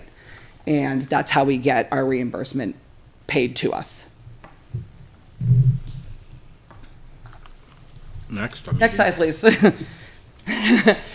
So just to continue as well, we have value meals, but we also have non-value meals. So where our value meal will include at your price, it'll also include a fruit and a vegetable and a milk with your entree. Non-value meals don't meet those requirements. So those are things like if you just take the hamburger and a milk, that doesn't meet it because there's no fruit or vegetable. So they pay full price. So they would pay actually a higher price because we have to cover our costs. So the a la carte prices have to be a little bit higher. Anything we don't collect reimbursement on basically is qualified as non-value. So adult meals, second helpings of meals, which at the high school and the middle school they can do. Snacks, different drinks, like I said, incomplete meals or different individual components all do not count as reimbursement. Next slide, please. These are the reimbursement rates that we get back from the USDA, and this goes back to 1819. I'm gonna be very honest, the USDA gives the rates to the state and the state gives them to us. I don't know where the USDA comes up with these numbers, but we do get more money paid back for a free kiddo versus a paid kiddo. So if you look at breakfast, the ideal amount of money we should be aiming for with our pricing and our reimbursement is to get to that $2.29 a meal.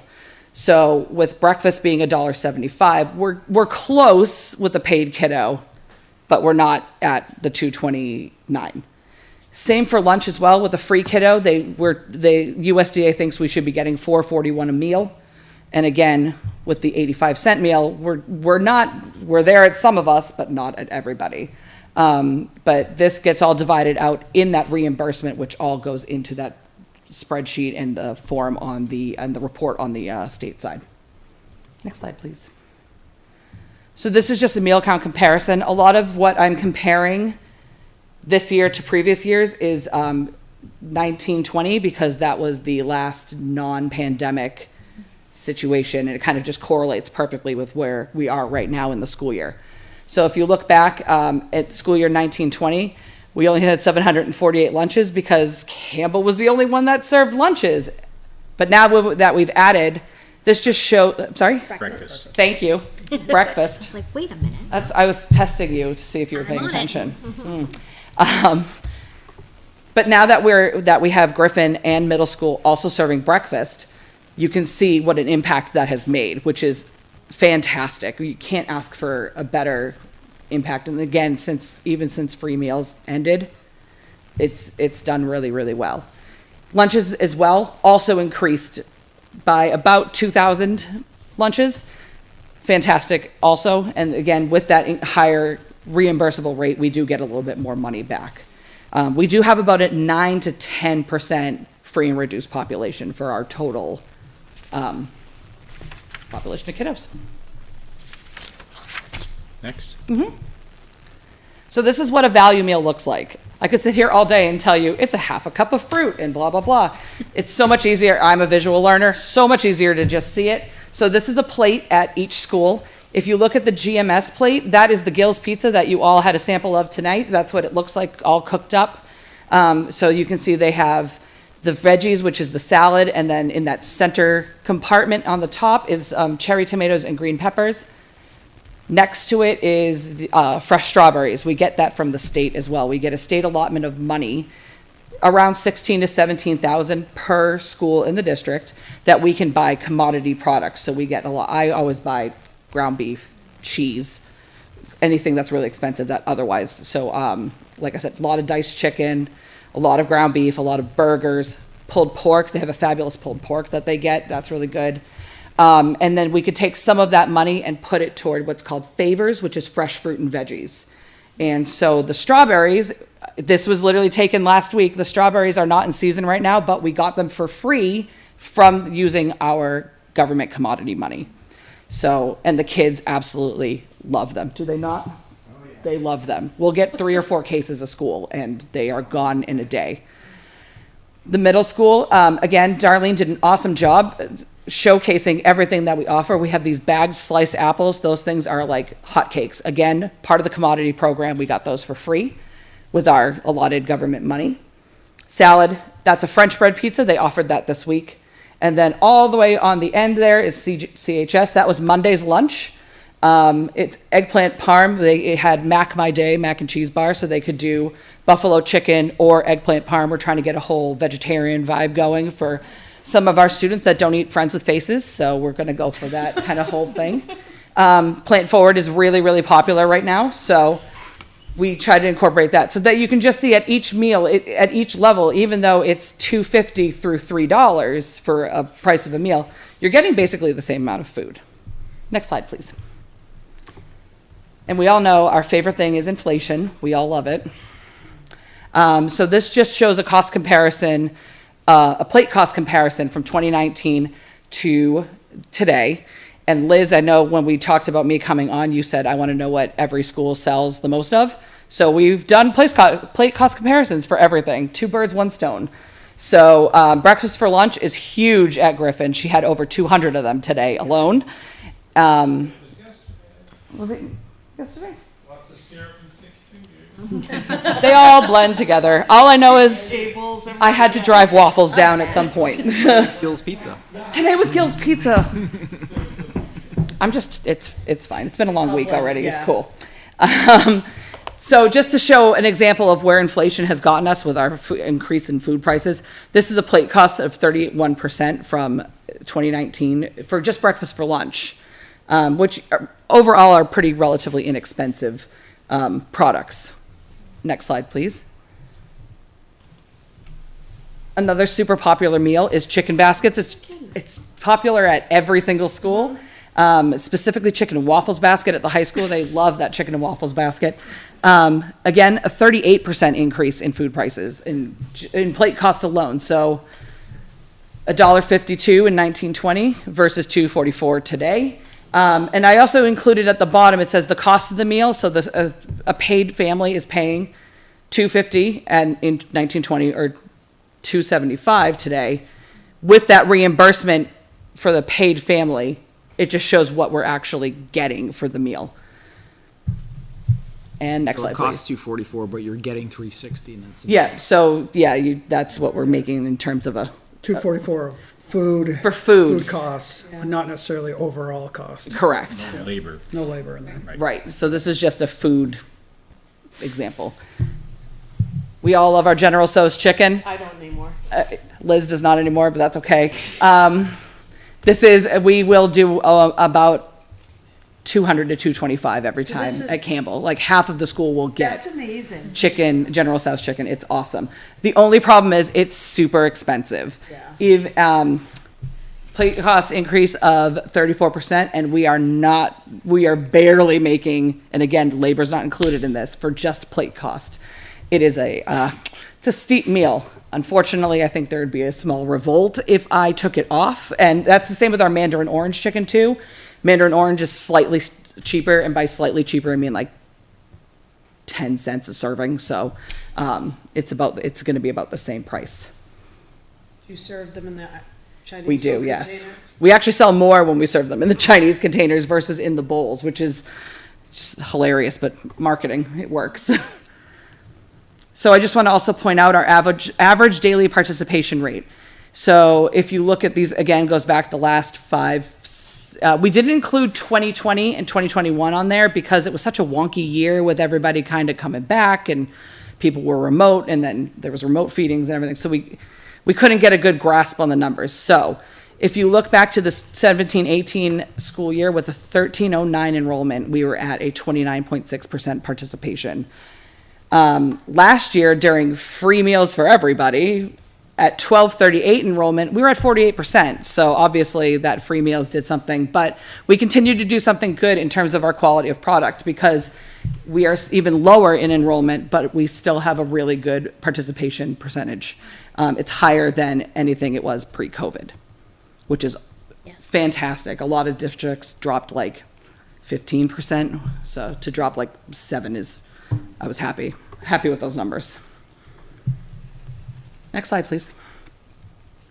So here's where, and Doug, I might be calling on you for a little extra information. So here's where we kind of have this anticipated gap. Unfortunately, yes, food services is self-funded, but at the end of the day, we have this weird wiggle thing where we're partially, funded by the government and everything like that. We get all that money in, but we also have to act as a business. So it's kind of this weird limbo that we have to do. So as of right now, we have 3 columns here. One is we're asking for a plate increase cost consideration of 50 cents a lunch at each school. So that would bring Griffin from $2.50 to $3, middle school from $2.75 to $3.25, and high school $3 to $3.50. And we're asking for a 25-cent increase at breakfast. Just because with the way we're going now, where the expenses have gone from, including all the labor, increase in price of food, and everything of that variety, we are looking to end not in the black, which is not You're looking to do that now, this year. correct. We are looking to do that this year. to try to close that gap as much as possible.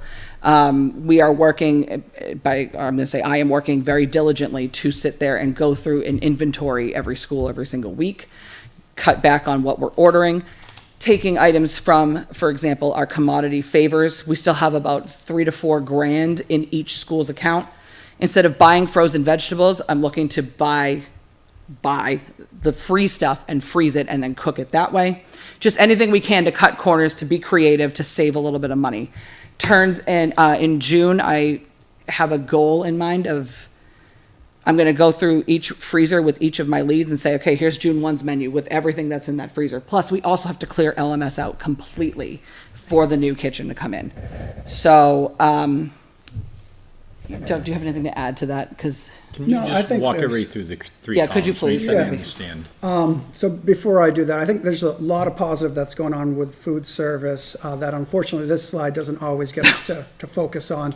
Another positive, which, you know, can be attributed to Lauren, the leads, the other workers, as well as the students, is that until a couple weeks ago, we were fully staffed in food service. That is true. So if you look at other schools, you know, it's custodians, it's bus drivers, it's assistants, it's food service, where they are just struggling on a daily basis.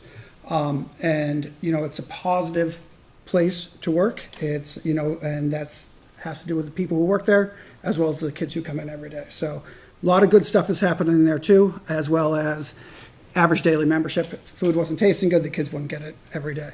So the first column here shows kind of what was expected this year as far as expenses. So on the books, there's 602,000, and revenue we're projecting at 490,000. So that's using 94 days from August through January, which is 94 days, using that to project out, to give us a daily rate, and then to project out for 178 days. So the reason why it's 178 is because, remember, we've had 2 remote days, so we can't pick up revenue on those 2 remote days. So unfortunately, the news is that the expenses will be over 602,000. The 683,000 is, I wouldn't say it's very confident number. It's a little, maybe shooting a little bit higher than maybe hopefully it will be at the end of the year. But it's more realistic than the 602,000 for expenses. And again, you know, food prices have gone up, supplies have gone up, and that gets us to where our expenses are projected to be.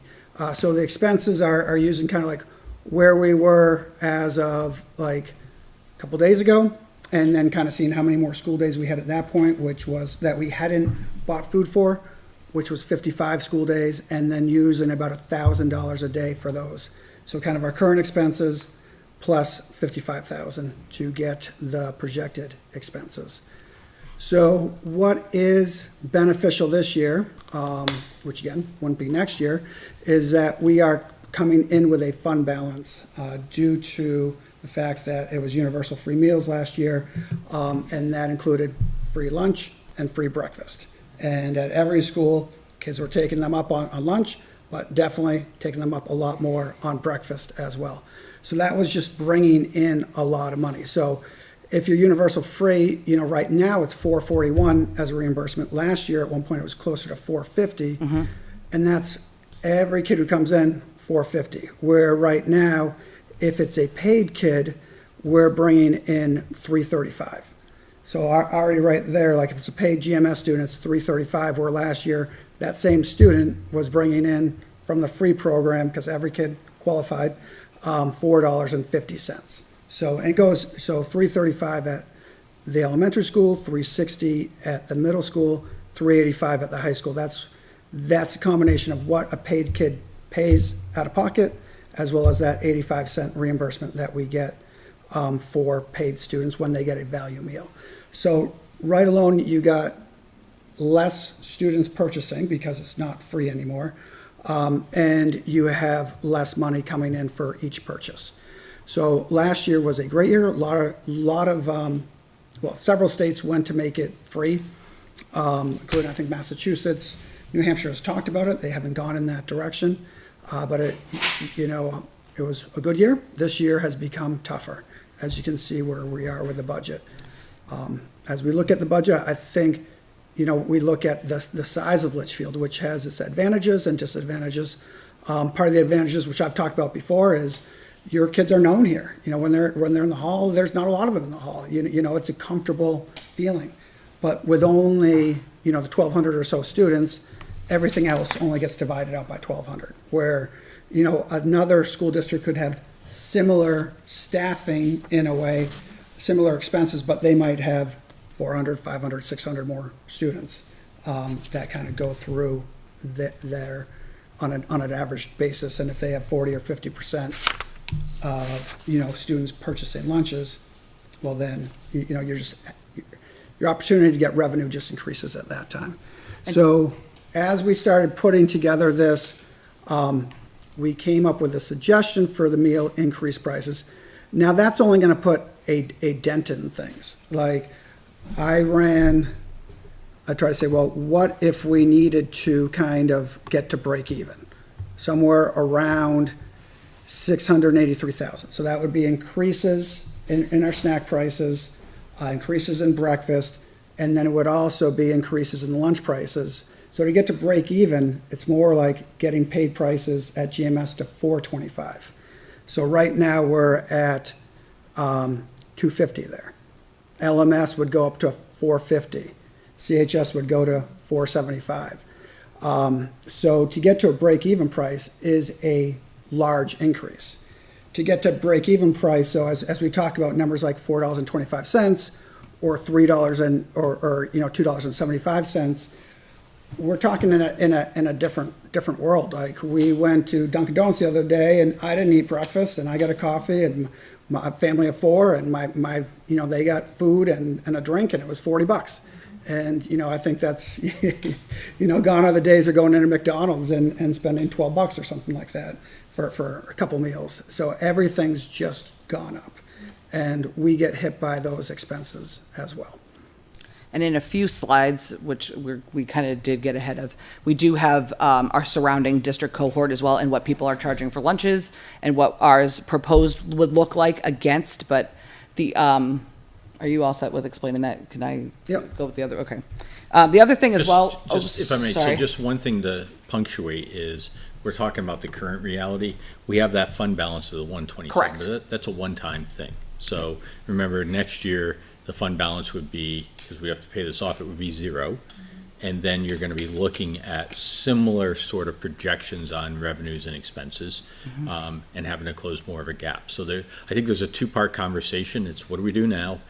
And then what do we do in the future going forward with budgeting? Because, the reality is that this is the new norm, and we've got to try to figure out how do we do it. Well, in the budget that just passed, we figured 694, 450, which is what's in the MS-22, which we'll talk about, right?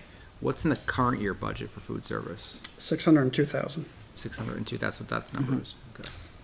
So we did do that increase, but notice, Andrew, that's only a little bit more than the projection if we do the price increase now. So it's still going to, if you take all this and make projections on it, it's still going to leave a gap. And so then, are you covering out of end-of-year fund balance, which is taxpayer dollars going to level out the fund, or are you budgeting and saying we're just going to budget to use taxpayer dollars and make that a part of it? Because the diminishing return of, if you go to those prices, you're going to sell way fewer meals, and that's going to hurt your revenue also. So there's a balancing act here on what's the tolerance of what people will pay to generate the revenue. It's a real tight balancing act. It's kind of a catch-22 too, It's because horrific, to be honest. Right, the better product that we're seeing since you came on board. I mean, the quality of the food that we're serving it's been an astronomical change from what we had before, and that costs more money. Fresh produce costs more than canned or frozen. So I think you've been able to get your numbers up there because you're serving quality food. Quality food Are comes with a people quality willing- price. Exactly. And just, if I want to just quickly speak to the powerful impact that universal free meals gave us last year, because yikes. This year alone, like I said earlier, from first day of school to February 28th, because we haven't finished March yet, so I can't submit the numbers yet, we have gotten $87,933 in reimbursement from the federal government. That's a respectable amount. In May alone last year, we did 85,253. We're talking a 7% increase in kiddos and participation, but that's the impact that was our highest producing year. And on average, we were averaging for reimbursement last year $63,000 and a month coming in. This year, we're averaging $12,500 coming in. So it's just the impact of switching from every single kid as a free kid to back to paid. It's just, we're doing good. So it's kind of it's super fun. We just did a price increase, not a year ago? When was Into this year, yes, This year, correct. correct. And, yeah, we did do a price increase into this year, and, yep. So some of the ways we're looking to bridge the gap, just to, move the presentation forward. So we do offer a lot of a la carte extra, snacks, drinks, etc. I personally polled the high school kids with the Google form and said, tell me what you want to buy, because at one point I was like, I don't even know anymore. And we revamped based on what the kids want to see, and that our sales have increased because of that. We are Not energy drinks. Do they have to have, you're not selling Coke or anything? No. I just see all the kids with the energy drinks and they scare me. We do have Yeah. appropriate. No Rockstar, Mega. No, we don't have any of those, but we Okay, just do checking. have those ice drinks. Those are in the teacher's lounge. Oh, yeah, Red kind Bull. of like this. Yeah, we don't have those. That's like a super But we do, sauce. the ice drinks that you get, the tall skinny bottles, Yeah. they do make a caffeinated juice. We do have a lot of those flavors. I was and just curious. Those are in our vending machines, and the vending machine adds a great, of course. source of that. Do those all have to meet USDA or? They do, yes. Yep, to be sold That- and to be that makes me legal. feel better. So, yeah, and then we used, Doug and I actually were in a webinar that was actually very informative, but super fun, and it was just them reading a slideshow. It was great. But we actually realized we were using the USDA formula to determine pricing. We were undercharging our adult meals. So all of our adult meals have been raised. And there's a formula that uses the high school paid student price, which was $3, and it just happened to work out that it was exactly our numbers, along with the reimbursement rate and a couple of other factors. I had them written down. I don't have them on me right now, but I will happily provide that if you would like it.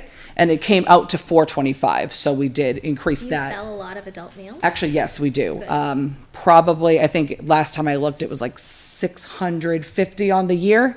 So a good amount. I mean, compared to what we were before, which was not a lot. So, Okay. our non-value meals, I've gone through every single item on our bid and priced it out per portion, and then kind of came up with a general price, which is about $3.25 if you get a second meal, or and it just kind of covers the cost of the food. We're already making it anyway, so it's just kind of to help bump that up, because again, it was being undercharged. And then again, we're asking for the meal price increase to help kind of close that a little bit more. We also have other things like catering we still have a few catering gigs left on the year. That's a great, a few of you were there the other night for the catering, so we still try to get with that, and just kind of trying to bring in anything that it's relatively cheap. We started a hot snacks items at Campbell High School. That's very, very popular. They're called Cougar Bites, and they're curly fries or mozzarella sticks, and they're all the kids are taking them like crazy. So, and that's good. And we're getting about 70, I think I would have been fine to charge 75, 85 cents for a thing of fries. $1 is getting the fries, but it's a good, Yeah. it looks massive, and they're curly fries, so they can be deceiving. But your price increases are in line with every. Yeah. Yes, but we are still, if you take a look at Yeah, this, we are still on the lower end of that's things. what yeah. So I'd like to just point out a couple of things while we're here looking at this chart. These are our peer cohorts. Molten Borough just never returns any of my emails, so I tried. Bedford and Hudson are highlighted in green because they have not changed prices since pre-COVID. So they were charging this already before we got into this debacle.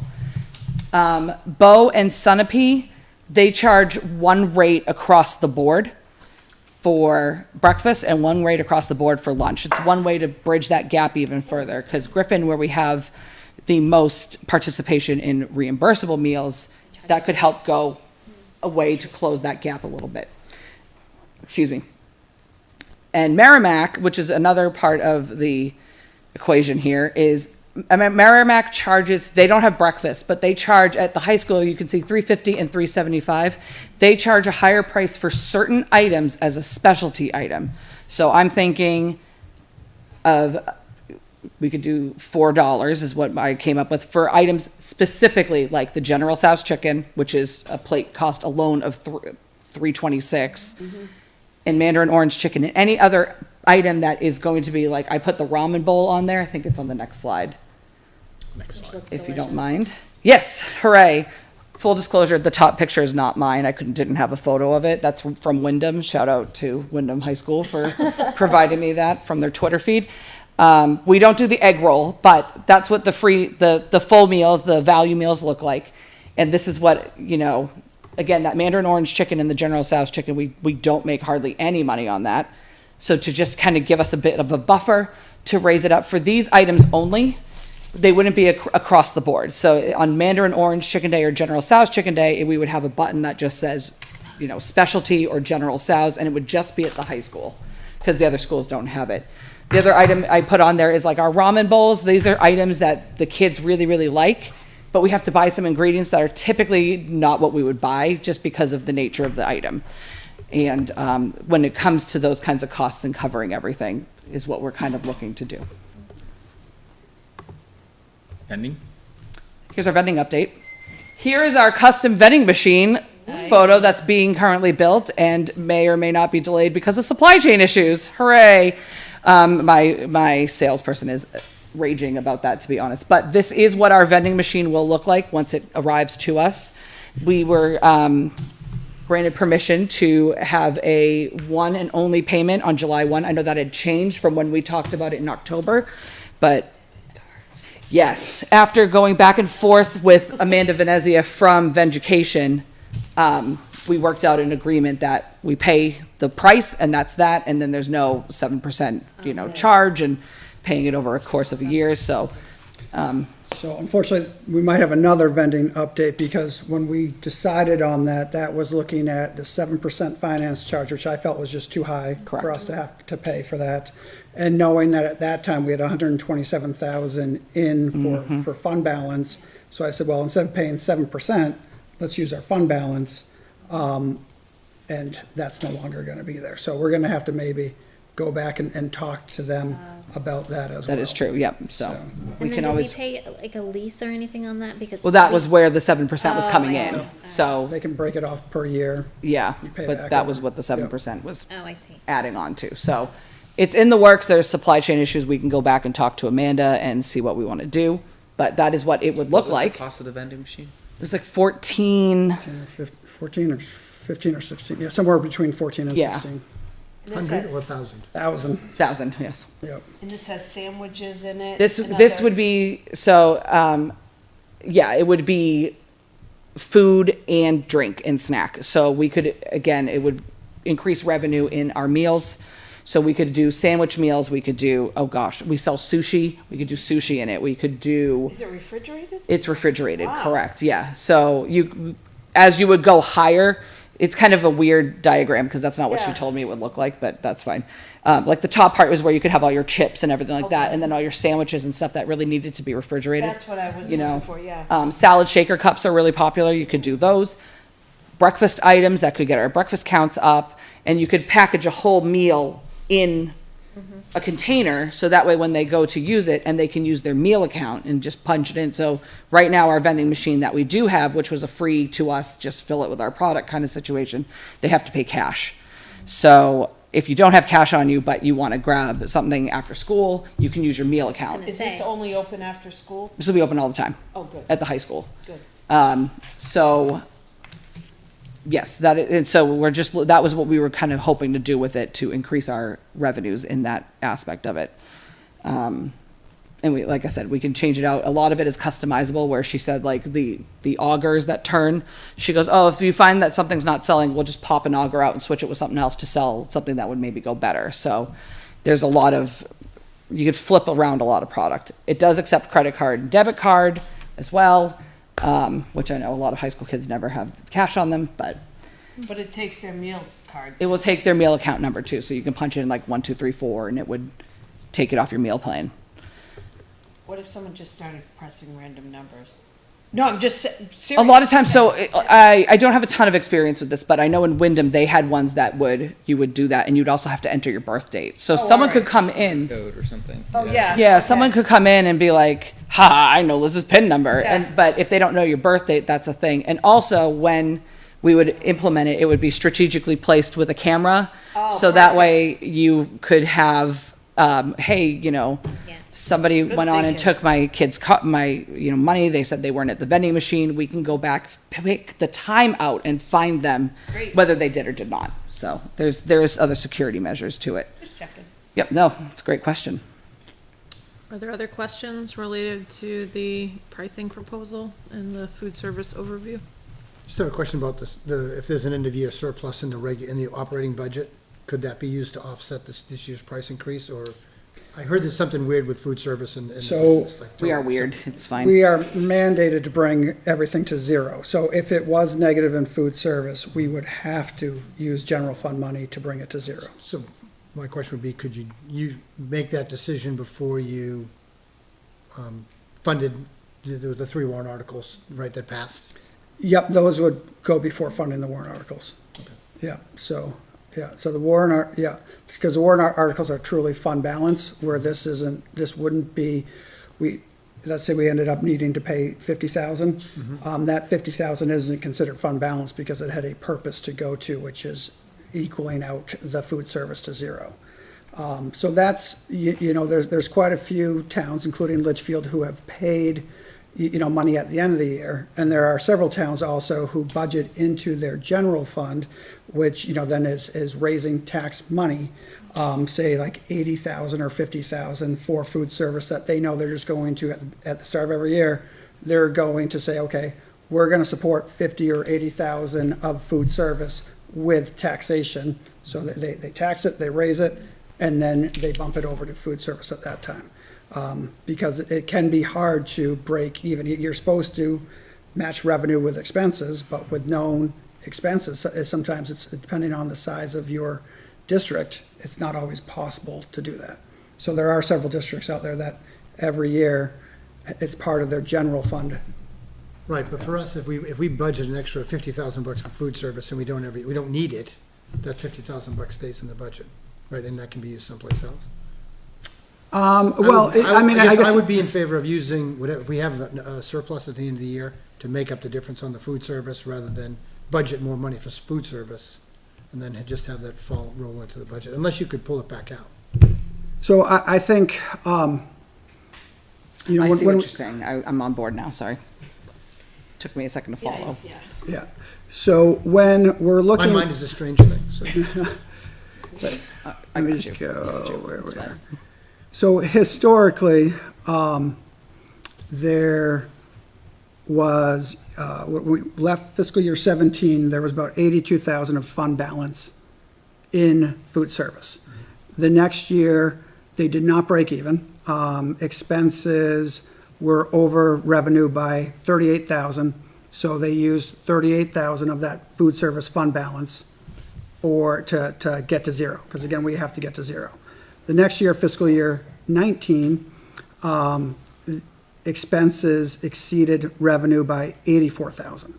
So they used the remainder of that fund balance, which was 44,000, and then they made a transfer from general fund to food balance to get food service to zero of 40,000. The next year was that tough year, 1920, where everything closed down in March, but that didn't mean expenses closed down in March, but the ability to get revenue closed down in March. So there was expenses exceeded revenue by 154,000, so there was $154,000 transfer that year. There was $145,000 transfer the next year. And then this past year, with universal free meals, there was an excess of expenses, so revenue outperformed expenses by $127,000. So I think it's one thing to say, okay, are we going to have to transfer $50,000, $70,000 at the end of a year, to food service? It becomes harder if we at all think we're going to still have to transfer like $180,000 or $160,000, because our goal is to kind of have as lean of a budget as we can. The last couple of years, we've had the fact that we couldn't hire people, even though we've been looking to hire people. So we do have those, those balances at the end. But if it did become a year where we were able to fully hire, to try to make up $160,000 at the end of the year could be difficult. So I guess it depends on where we think we're going to have to make up at the end of the year, whether we think it's going to be reasonable to be like, okay, this will be, decently to be made up with fund balance, or if we start thinking, well, that could be a struggle to make up with fund balance at the end of the year. So we have a little bit of time to do that, to think about that, as far as if we're going to put part of the food service in the general fund thing, because we didn't do it for next year. So our next time to really think about it would be next budgeting season, which would be, September through. So back to slide 12, just for a moment. Just want to make sure I understand this table. Yep. Okay, cool. So the middle column is using current rates right now without an increase. You are forecasting $192,675 negative balance. Believe worst case scenario. Yep. Okay. Assuming we do enact the 50-cent increase. Yep. Okay. The third column represents that, and we're still short $173,850. That is correct. Okay. Yep. Because we put the increase in kind of starting April, so the majority of the school year would have been without the increase. Does So the that increase also is- include the increased prices for the snacks and It does. our items? Yeah. And So it we've includes- increased those a couple times Okay. because they're not, it's just the meals that are subject to Right, approval. right. So we haven't touched the meal prices itself, but Right, okay. the à la carte and anything that's non-value that we can't get money Adult reimbursed meals, from, and we that's haven't, already been we've raised. done everything we can. Can I just a random question, right? Why are we discovering this now, more than halfway through the year? I think a couple different reasons. I think last year when everything was universal, there was nothing to base it off of, type of thing. And the last couple of years before that were not typical years. So, it's a lot easier when you can compare this year to the year before, type of thing, because expenses have gone up. But you talk about between now and the last time it was a straightforward year was 18-19, which is a while ago now. So we don't have a great comparison to go off of. But we knew expenses went up, which is why we already improved an increase, correct? Yep. The other thing as well, last year going, just as a explanation type thing, going into this year's budget, we were, when we did it for this year, we did actually cut food costs, not anticipating such a cost. So I firmly believe, well, maybe not, but we would be in a lot better shape if we did not cut that. We were talking like $25,000 to the high school and I think $13,000 to middle school, because there was an excess of, it was underspent because of the amount of government items that were, because when we closed down, all the government stuff still came in like a regular school year. So the high school freezer was jam-packed with tons of everything. Turkey, 30 cases of sliced strawberries, like ridiculous things. So we used a lot of that product up instead of having to buy new stuff. So we made we tried to make the decision to cut back as well. So we wouldn't be in, I don't think we would have been in as much of a bind if we had anticipated. If I know now, what I knew then or whatever, but. So just one other thought, right? And I'm not proposing this, but just to understand the math. If we were to even increase from a 50-cent to $1 per meal increase, we would still be in the hole. We would still be in the hole by, I don't know. 90 grand. Yeah, in the $100,000 range. Yeah. I think it's fair to say the 50 cents is, if you look at the net, it's saving you 20,000, so the dollar would save you 40. No, I'm just thinking without that fund balance, though. right? What does that, yeah, right. So, yeah, I mean, so to get Your closer to a comment break, that This is an abnormal year. to get closer to a break even, and again, this wouldn't work because sales would go down, we'd have to increase to GMS to $4.25 Yeah. for paid meal, $4.50 at LMS, Saying earlier. $4.75.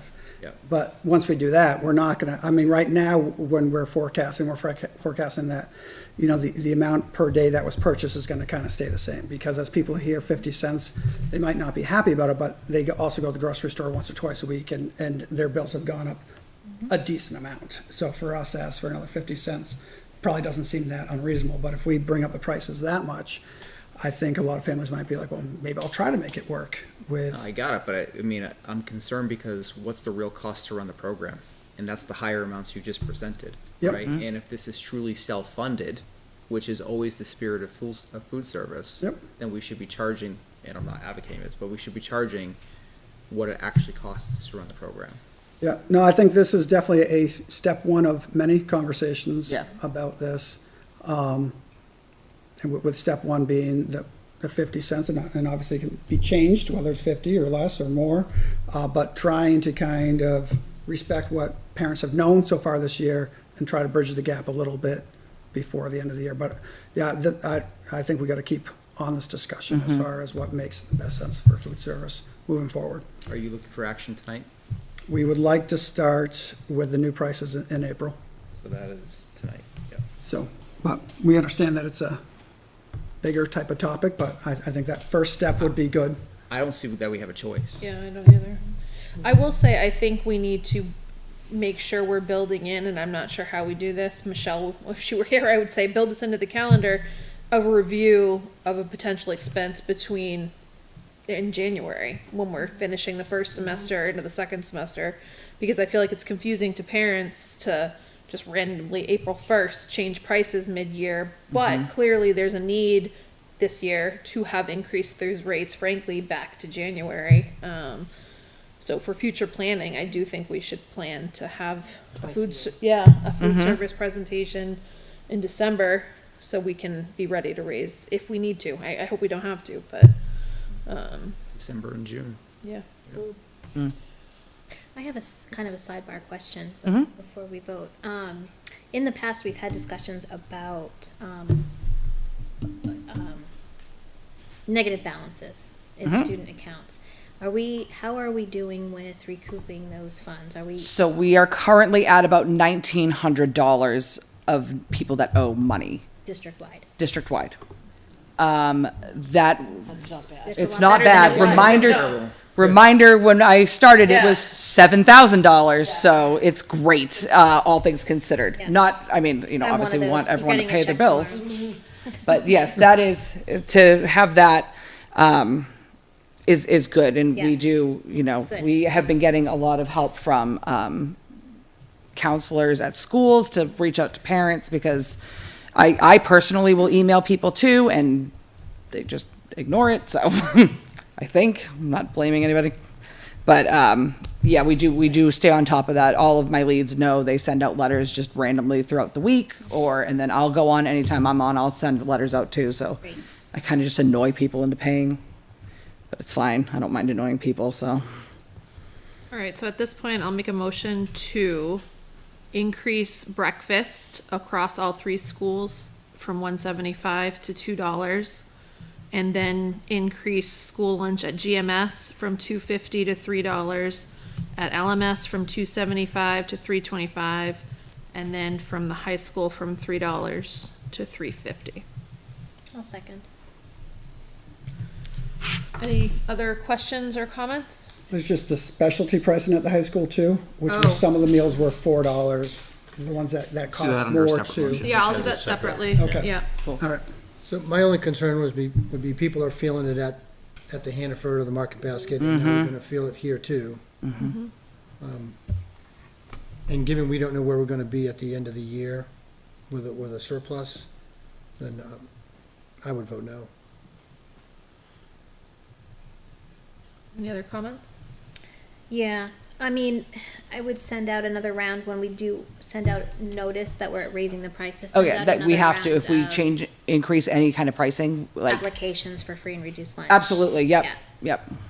so that anybody who, you know, it's really tight for them, they can. Absolutely. And we can still take applications. We have them online. They can fill them out online. All information is 100% confidential and not shared with anybody. I'm all for wiping the bottom line at the end of the year to cover this, right? And I understand that point, but I think there's a number of other things that we need that money for this year, i.e. deficit balance, right? Where we don't have a ton of extra money to clear this. All right, hearing no other questions or comments, all those in favor of the, I'm not gonna say them again, proposed increases, please signify so by saying aye. Aye. Opposed? Aye. Abstain? So it passes 4-1-0. And then there was a question about the specialty meals.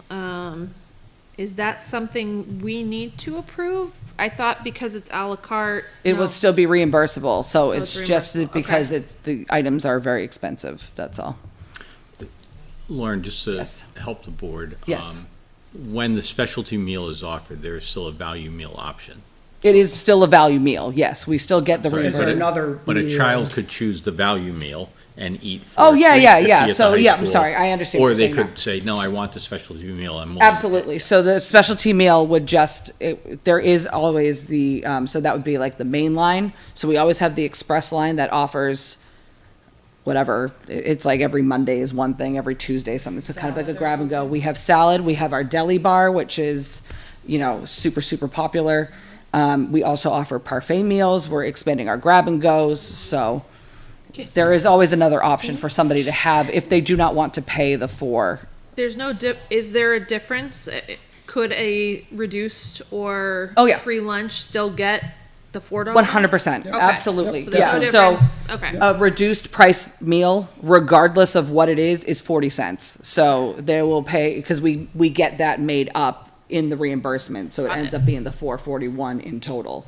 And- So and they'll pay remember 40 that- cents, we get 401 back. The system is blind to that. The student walks up, nobody Right. knows what the Absolutely. reimbursement is Correct. behind the scenes. Good. This is the meal I'm getting, they Yep. punch their number in. Yeah, absolutely. It only really applies to the paid kids, unfortunately, but it is available to all. We can't, we can't discriminate and we won't discriminate. And we don't.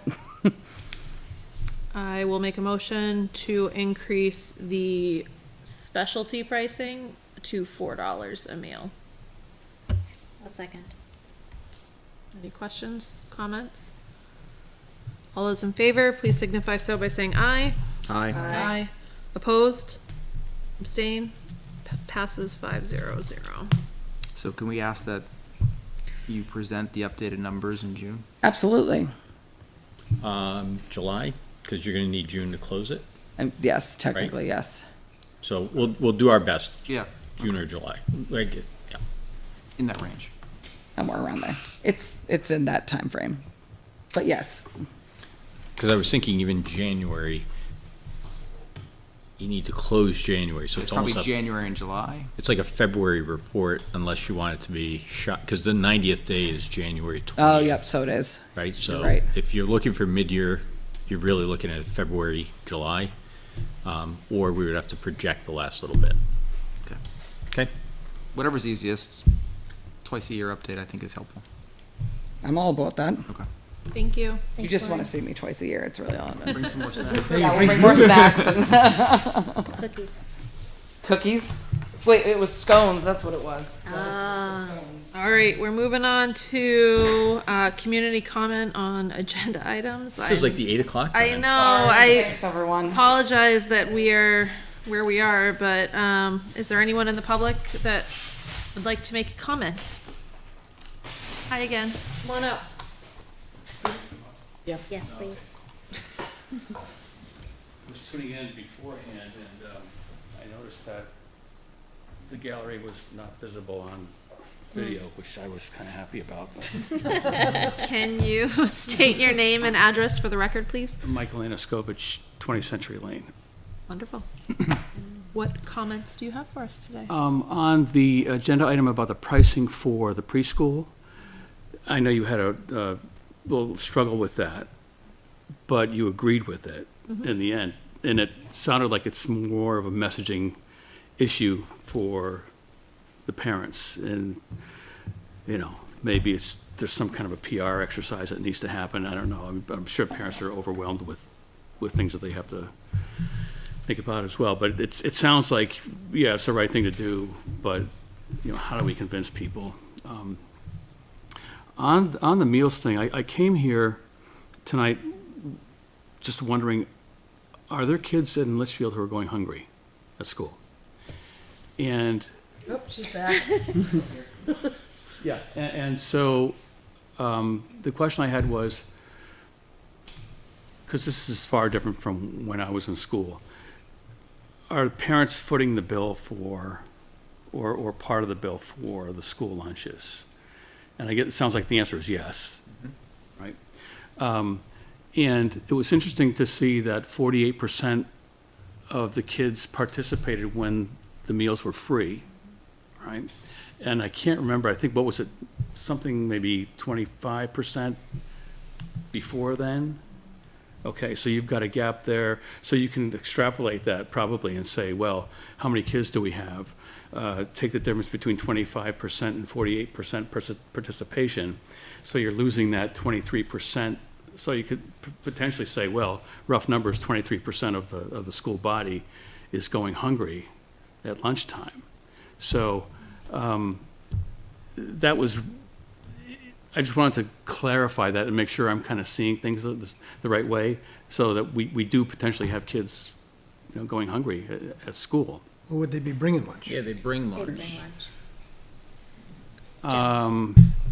Not, I would say not those who disappeared once you stopped the free lunches. I don't know. I'm just, So I think we have about, what was it, like 4 or 5% of overall free or reduced lunch students in the town of Litchfield.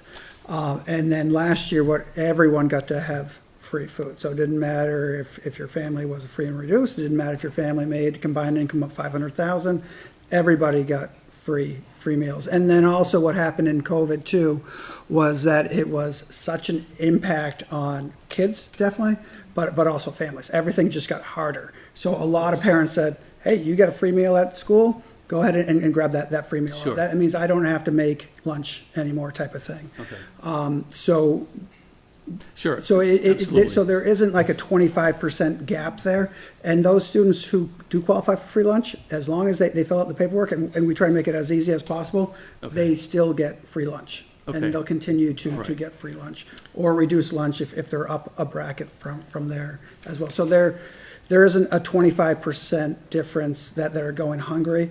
Now, to be truthful, that there probably is an impact on some students Sure. going hungry. I wouldn't say it's 25% though. Right, don't use the Yeah. number. It's just, that's like the first level of analysis, right? So, Good reminder for the board is that there are a lot of families who are direct certified for free lunch at school. So if they are qualified for state services in any way, if they have come up on any list, it's called direct certification. It's like, you know, the state's helping this family, and by the way, feed the kids. So that means even the paperwork, which is not that difficult, but it's a hurdle, that gets erased, because if you have been qualified through a direct cert route, that takes care of it. If a student is found to be homeless, bingo, automatically, free and reduced lunch, we take care of it, no paperwork required. So there are other avenues and routes to make sure that nobody is getting lost or left without a meal. That's included in the 5 to 8% that is getting free lunch. That's correct. So not all of those families have filled that paperwork out because they have qualified in other ways, and it comes right to us, and we have about 95 direct cert kids in district, roughly, 95 to like maybe 98. And it updates, we print it off every single month. I go on every single, you know, like the second Tuesday of every month, and print it off and then update it that way.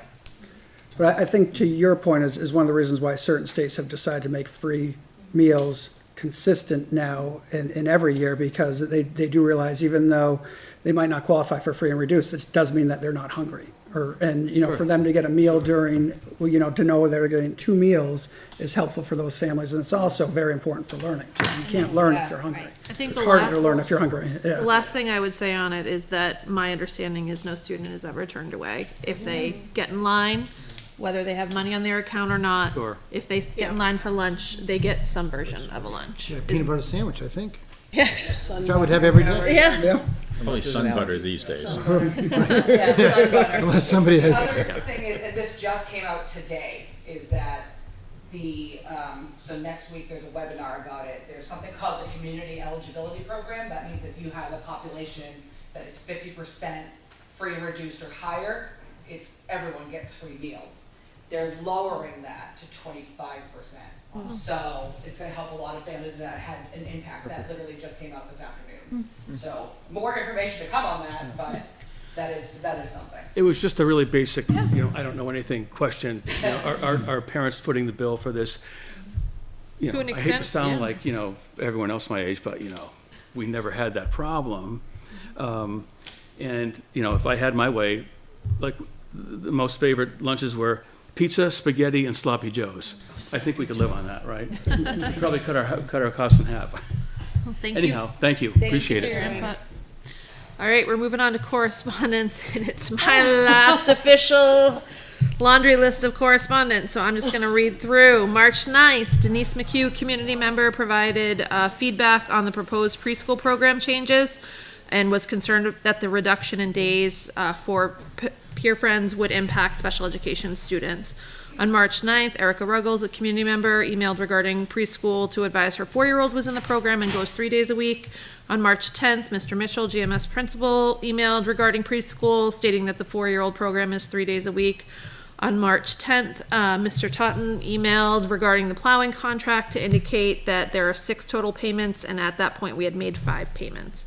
Mr. Cutter emailed the board regarding when we could expect the annual audit. Mr. Totten responded that we would expect it within the next week. On March 13th, Ms. Woodman, Director of Curriculum Instruction and Assessment, emailed the board requesting feedback for her Competency 101 slide presentation by the end of the day.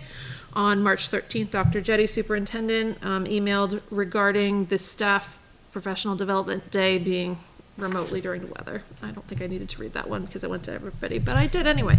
On March 13th, Jan Sullivan circulated the draft minutes for the March 8th non-public portion of the school board meeting. And also on March 13th, Jan Sullivan circulated the draft minutes for the public portion of the school board meeting. On March 13th, Tara Hirschberger, I put board member with a little star asterisk next to it at the time, emailed thanking us for the kind words and the E3 award. On March 14th, Mr. Hess, CHS principal, emailed circulating the schedule for the final rounds of interviews for the assistant vice principal position. On March 15th, Samantha Smith, community member, emailed in outlining concerns about the proposed changes to the 4-year-old preschool program and the impact this would have on students, including peer friends.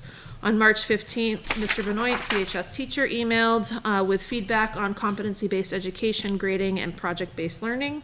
On March 16th, Ms. McDonald, board member, emailed circulating a list of the school board committees and subcommittees for thoughts and discussions at the next meeting. On March 16th, Mr. Totten, business administrator, circulated an electronic copy of the final audit for the board's review, including specific page numbers related to the district's finances.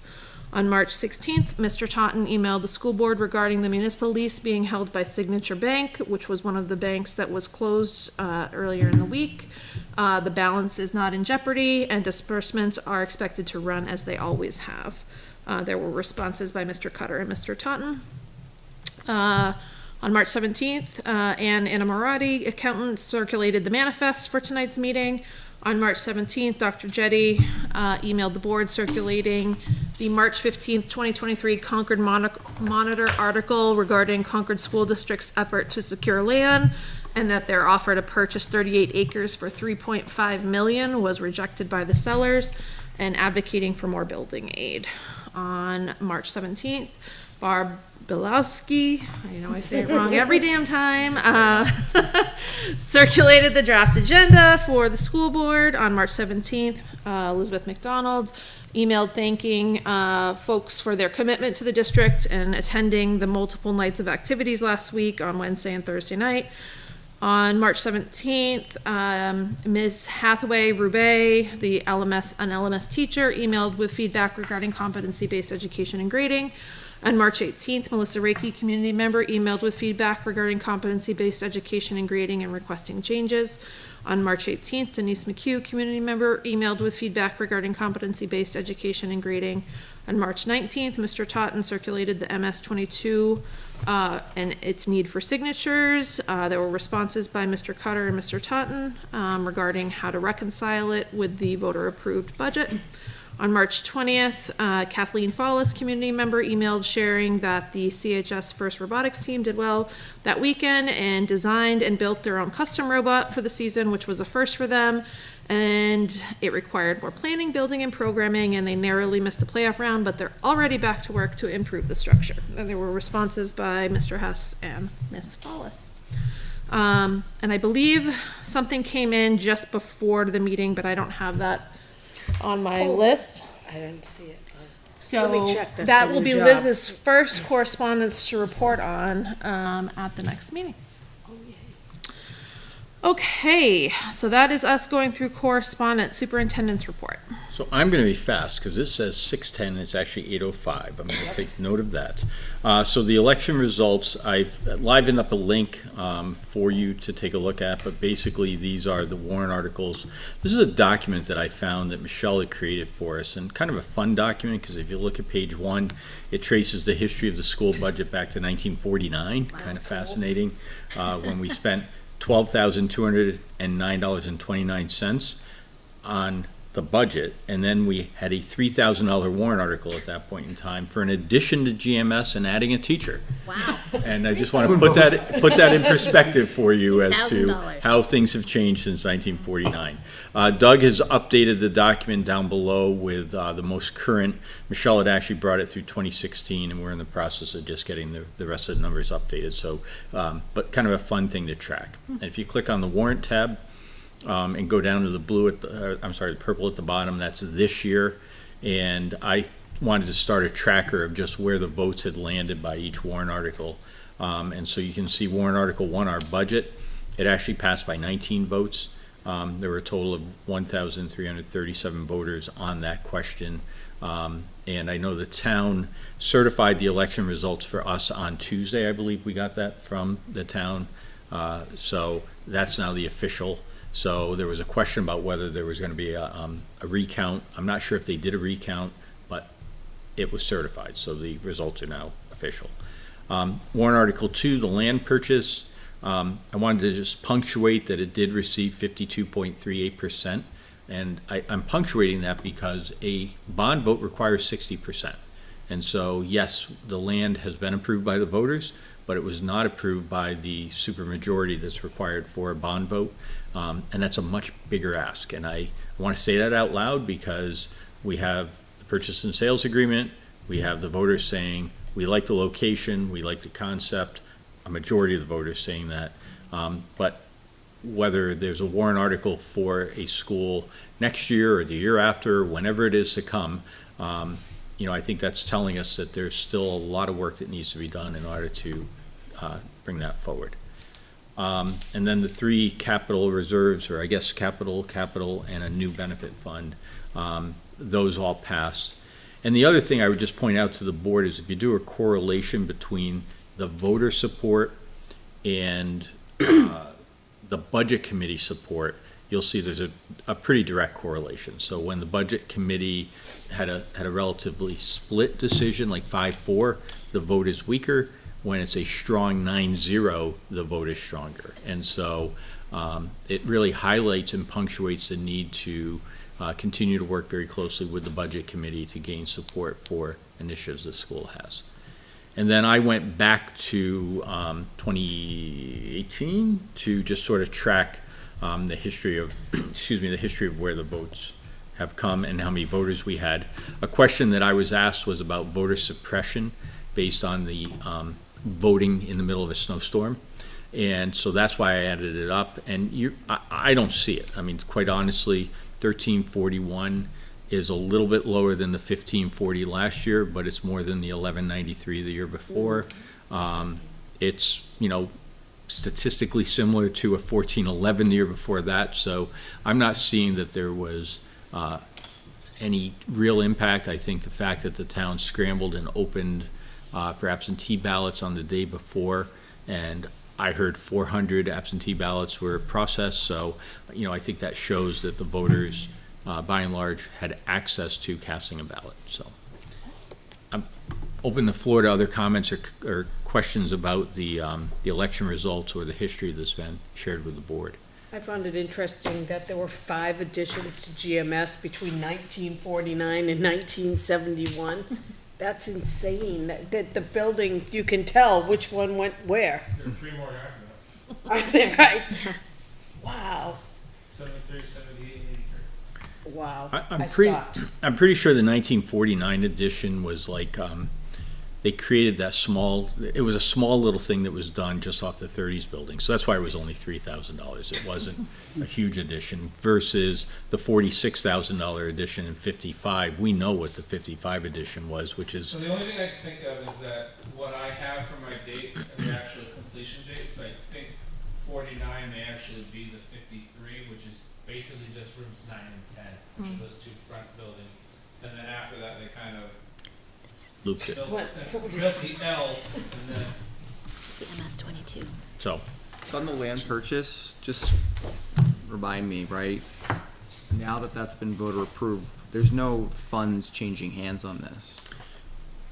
so the way the warrant was worded made it really clear that, the funds are raised, they're held in reserve, and this all ties back to the purchase and sales agreement, which was that the approval of the school needed to be obtained. Right, so we're setting the money aside, Mhm. as highlighted in MS-22, right? But we're not paying the seller that money until or if a school is approved. Based on the wording in the warrant article, that's exactly correct. And the warrant made that very clear. All right. So just quickly, I have LMS sign on McElwain. So I've approached the town off and on for a period of time. The one at on Pinecrest. Yeah, so right as you turn the corner, it says McElwain, and on the very top, there's a tiny little sign that says middle school. It might say Litchfield Middle School, but it says middle school. And I'm trying to work with the town to get that sign increased. You can't hardly see it. Anybody know it's there? Exactly. So I know it's there because, yeah. looking to try to do something with that. So I'm putting it on here because I don't want to lose sight of it. And I will continue to work with the town on trying to do something to increase visibility, especially for visitors who don't know that that's where the school is. And then also quickly, the dress code committee. So we had a preliminary meeting of the dress code committee. The administrators have done a preliminary markup and suggestions to the dress code. Then there's a larger committee taking place on Monday, where we will come forward with that to discuss it.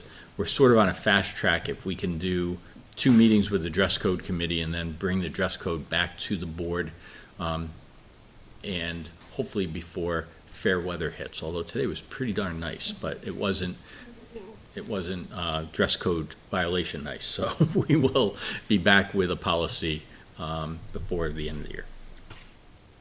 That's all I got. All right, Doug, business and operations. It is our second meeting of the month, so.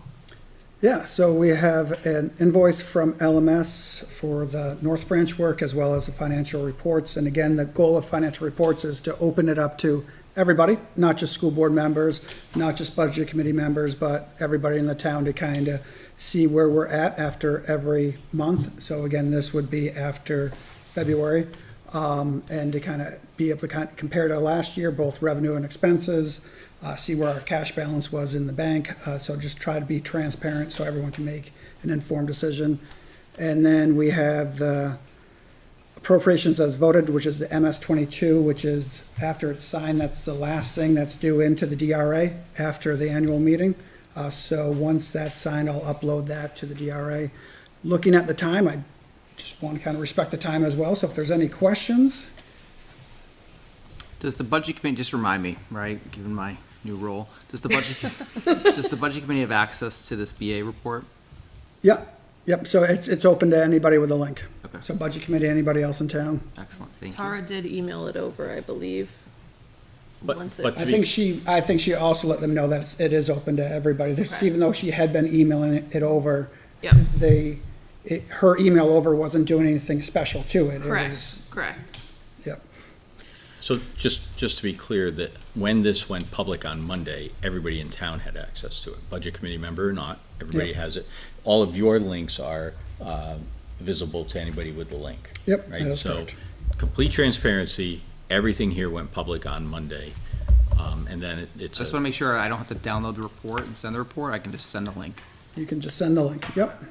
and just, if I can take a moment while we're talking about links, because remember, this is a change in the way we operate. Yeah, I kind of flipped out last night. I had two I board may have members, I overreacted. had two board members who will remain anonymous, although Me. Liz has outed herself, who flipped out because they saw some of the non-public stuff. And I said, yes, because you have access to it as a board member. So it is, if you click on it, you're gonna see it. And in both cases, I said, have so-and-so in your household, see what happens.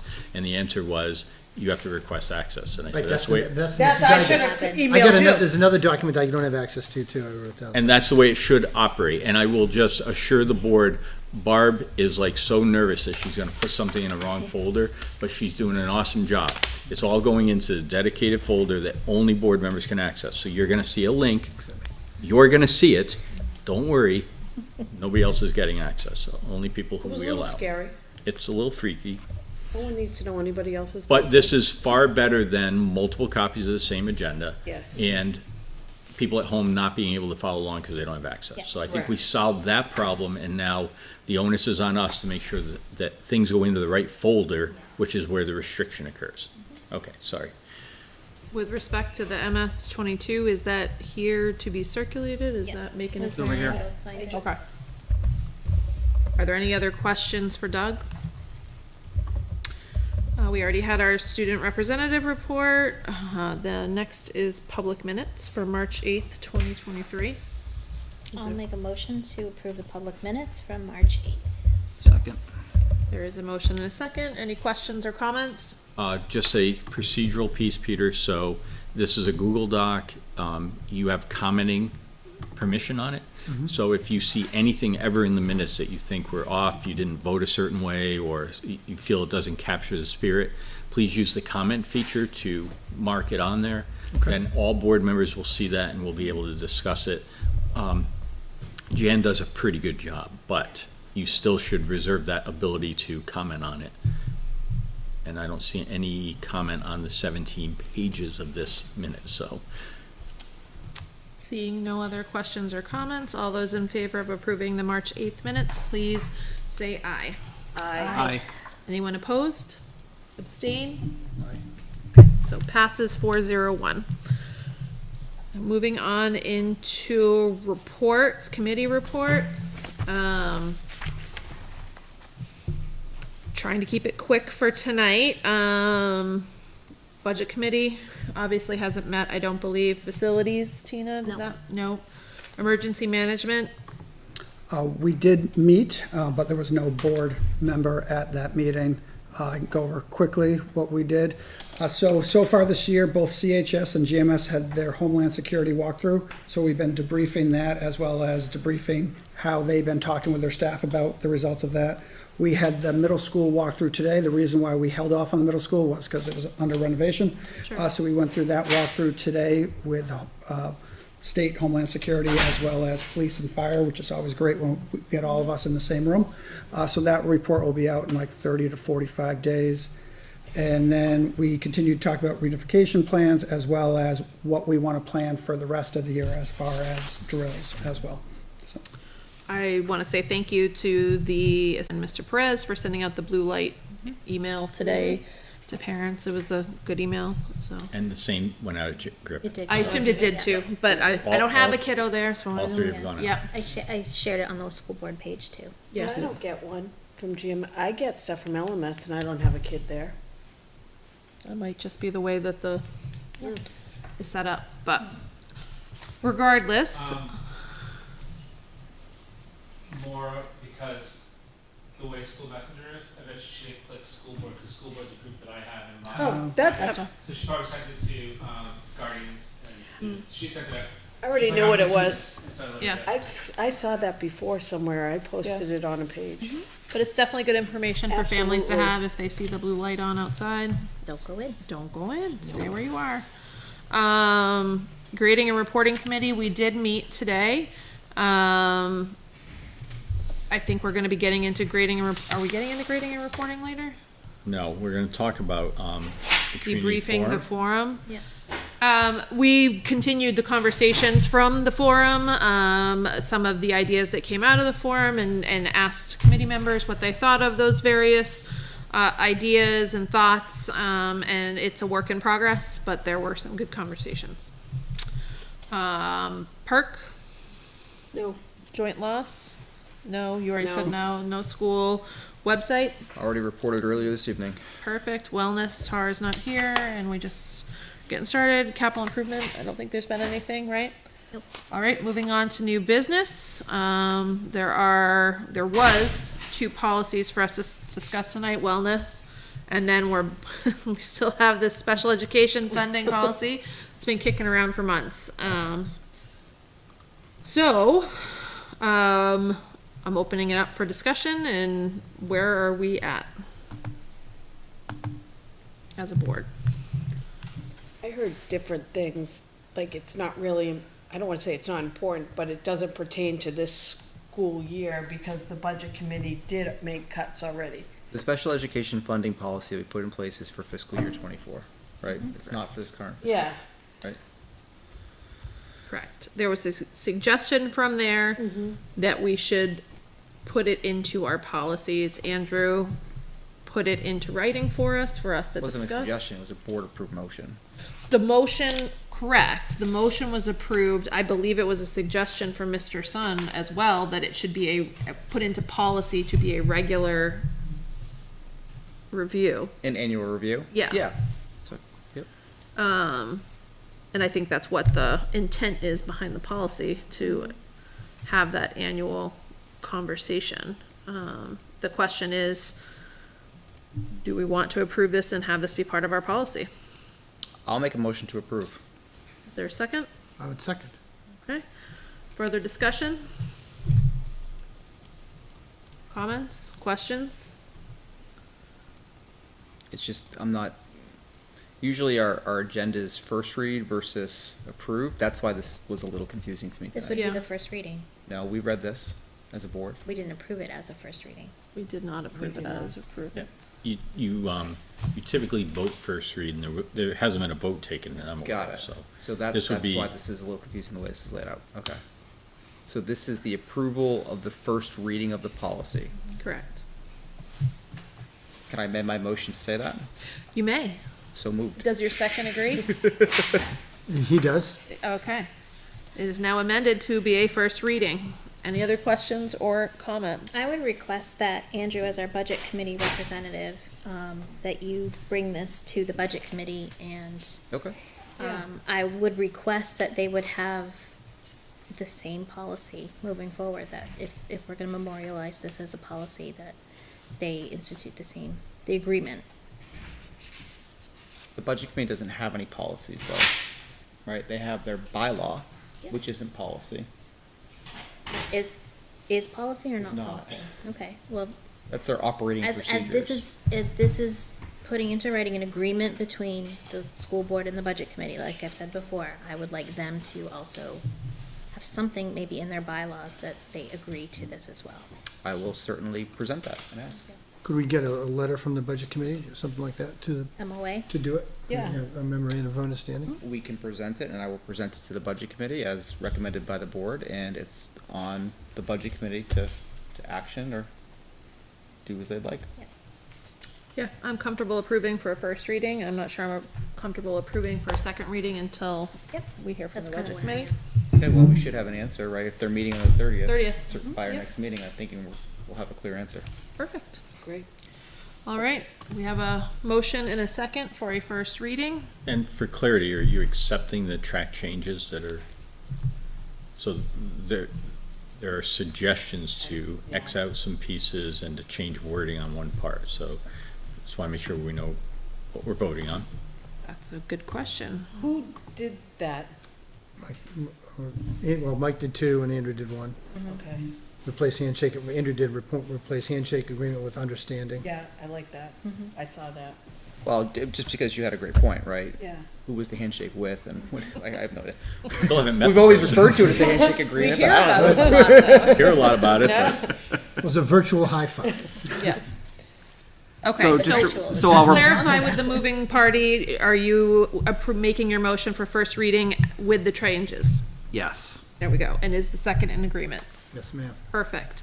Any other questions or comments? one other comment, you'll notice it's policy quadruple X. That's not the policy code. I'm not sure where this goes, but now that you're moving it into something, I'm gonna suggest that you approve it, let us code it. We had a whole conversation today about our policy codes against the model policy, which is based on a national code. So let me figure out where this best resides. I'll come back with I don't know, a series of it's gonna be 2 to 5 letters of here's where we think it should go. And Doug and I will stick our head together and come up with something. Objection to that. All right.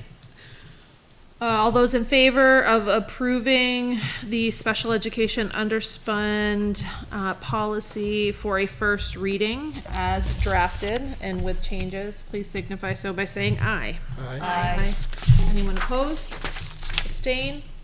Motion passes 5-0-0. Back to our agenda, we already approved wellness. I can speak to the home education and rental. We had a good policy meeting today. I am working on the changes to those two policies, and those will go through the policy committee for a reading. We're also, Andrew's taking on a comparison of our policies versus the reconciliation of the NHSBA policies, so we have an idea of, and also updating the list that Michelle left us, so that we know what policies are outdated and need to be, well, not outdated, but certainly that need to be reviewed sooner than later. Great. Can someone tell me what the initials are for these two policies? There's not a link to the policy, so I can. read them. No, I have it, and I will email them to you, so you can see them. Thank you. To all of They're us? in my, yeah, I can email them around to everyone. If it would help, I can liven up the current link, or do you want to? Yeah, liven up the links, Yeah. then they can just click on it. I think that makes sense. All right, we already did our food service presentation, so that brings us into the debriefing of the March 15th community forums. So I'll invite Mary to come on up. And I'm not sure who's speaking on it, you or Dr. Jetty, but. Well, so the document that is linked is, those are the notes that I took that night. So obviously Mary had her hands full. Certainly in the parent presentation, she was center stage and presenting. So I was capturing and chronicling what parents said. You'll notice the parents are anonymous. I didn't capture parent names or lettered AA to, or A to ZZ or whatever it is. In the opening session with the teachers, I did identify who was speaking, mainly because I knew them and they self-identified. So, but there you have my notes of how that unfolded as the night went on. And Mary, I think, I'll let Mary speak for herself, but I think she's captured some notes. And, you know, we want to make sure that we've got the main talking points of direction from the board. So what we're really looking for is feedback on what you want to see us do going forward. I think the board understands there are things like competencies are embedded in the ed code. That's where they reside, and we can't do away with competencies. However, there are things that we can do differently when it comes to competencies, and so we're looking for that direction so that we can proceed. And I jumped in. I know you've had a tough day, but yeah, it's been a rough couple days, so I did get a chance to go home and shower. Yay.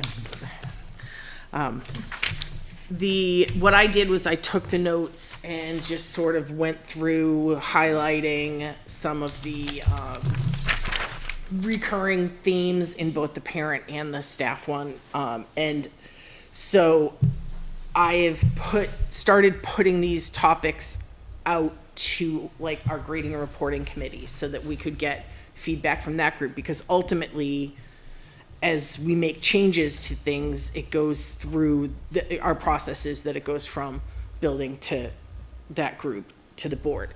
And so I'm just in the process of gathering feedback from people that may not have been at the forum, from committee groups, specifically from our building administration, because although they were there, they did not speak at the forum. So just to see where we are at with some of the nuances of some of the different themes, such as grading of formatives, rolling grades, things of that nature.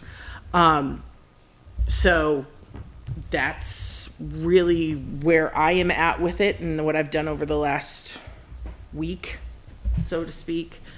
And so again, we had discussion today. I have those notes written here. I will feed them all into this document that is just sort of my running list of what the general consensus has been around, things such as if we are to put weight to formatives, what does that look like? How much is that?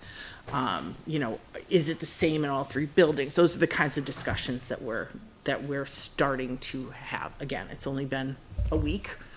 But we have already gotten the ball rolling with a lot of those discussions. But as Mike said,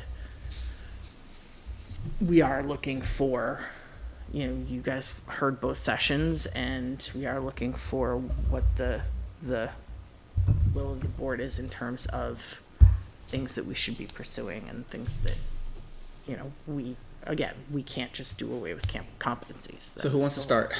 I'll start. Okay. I think what was most remarkable to me was the wide range of experiences that both teachers and parents have had. We had some teachers really talk about their successes with competency-based learning and grading and reporting, and we heard from teachers who have been struggling with how to implement it, especially with the lack of not scoring formative assessments. So what is very obvious to me is that we still have a long way to go. We have a lot of teacher education that needs to happen. I think we have some teachers that are well versed in this and have a lot of experience, especially as evidenced by Jacqueline Roubaix's email to the board. I don't know if you saw it. And that's what basically the gist of her email was, that this has to be one focus. We've been focusing on SEL and climate and culture and all of these different initiatives that we need to address them, but this is a big topic.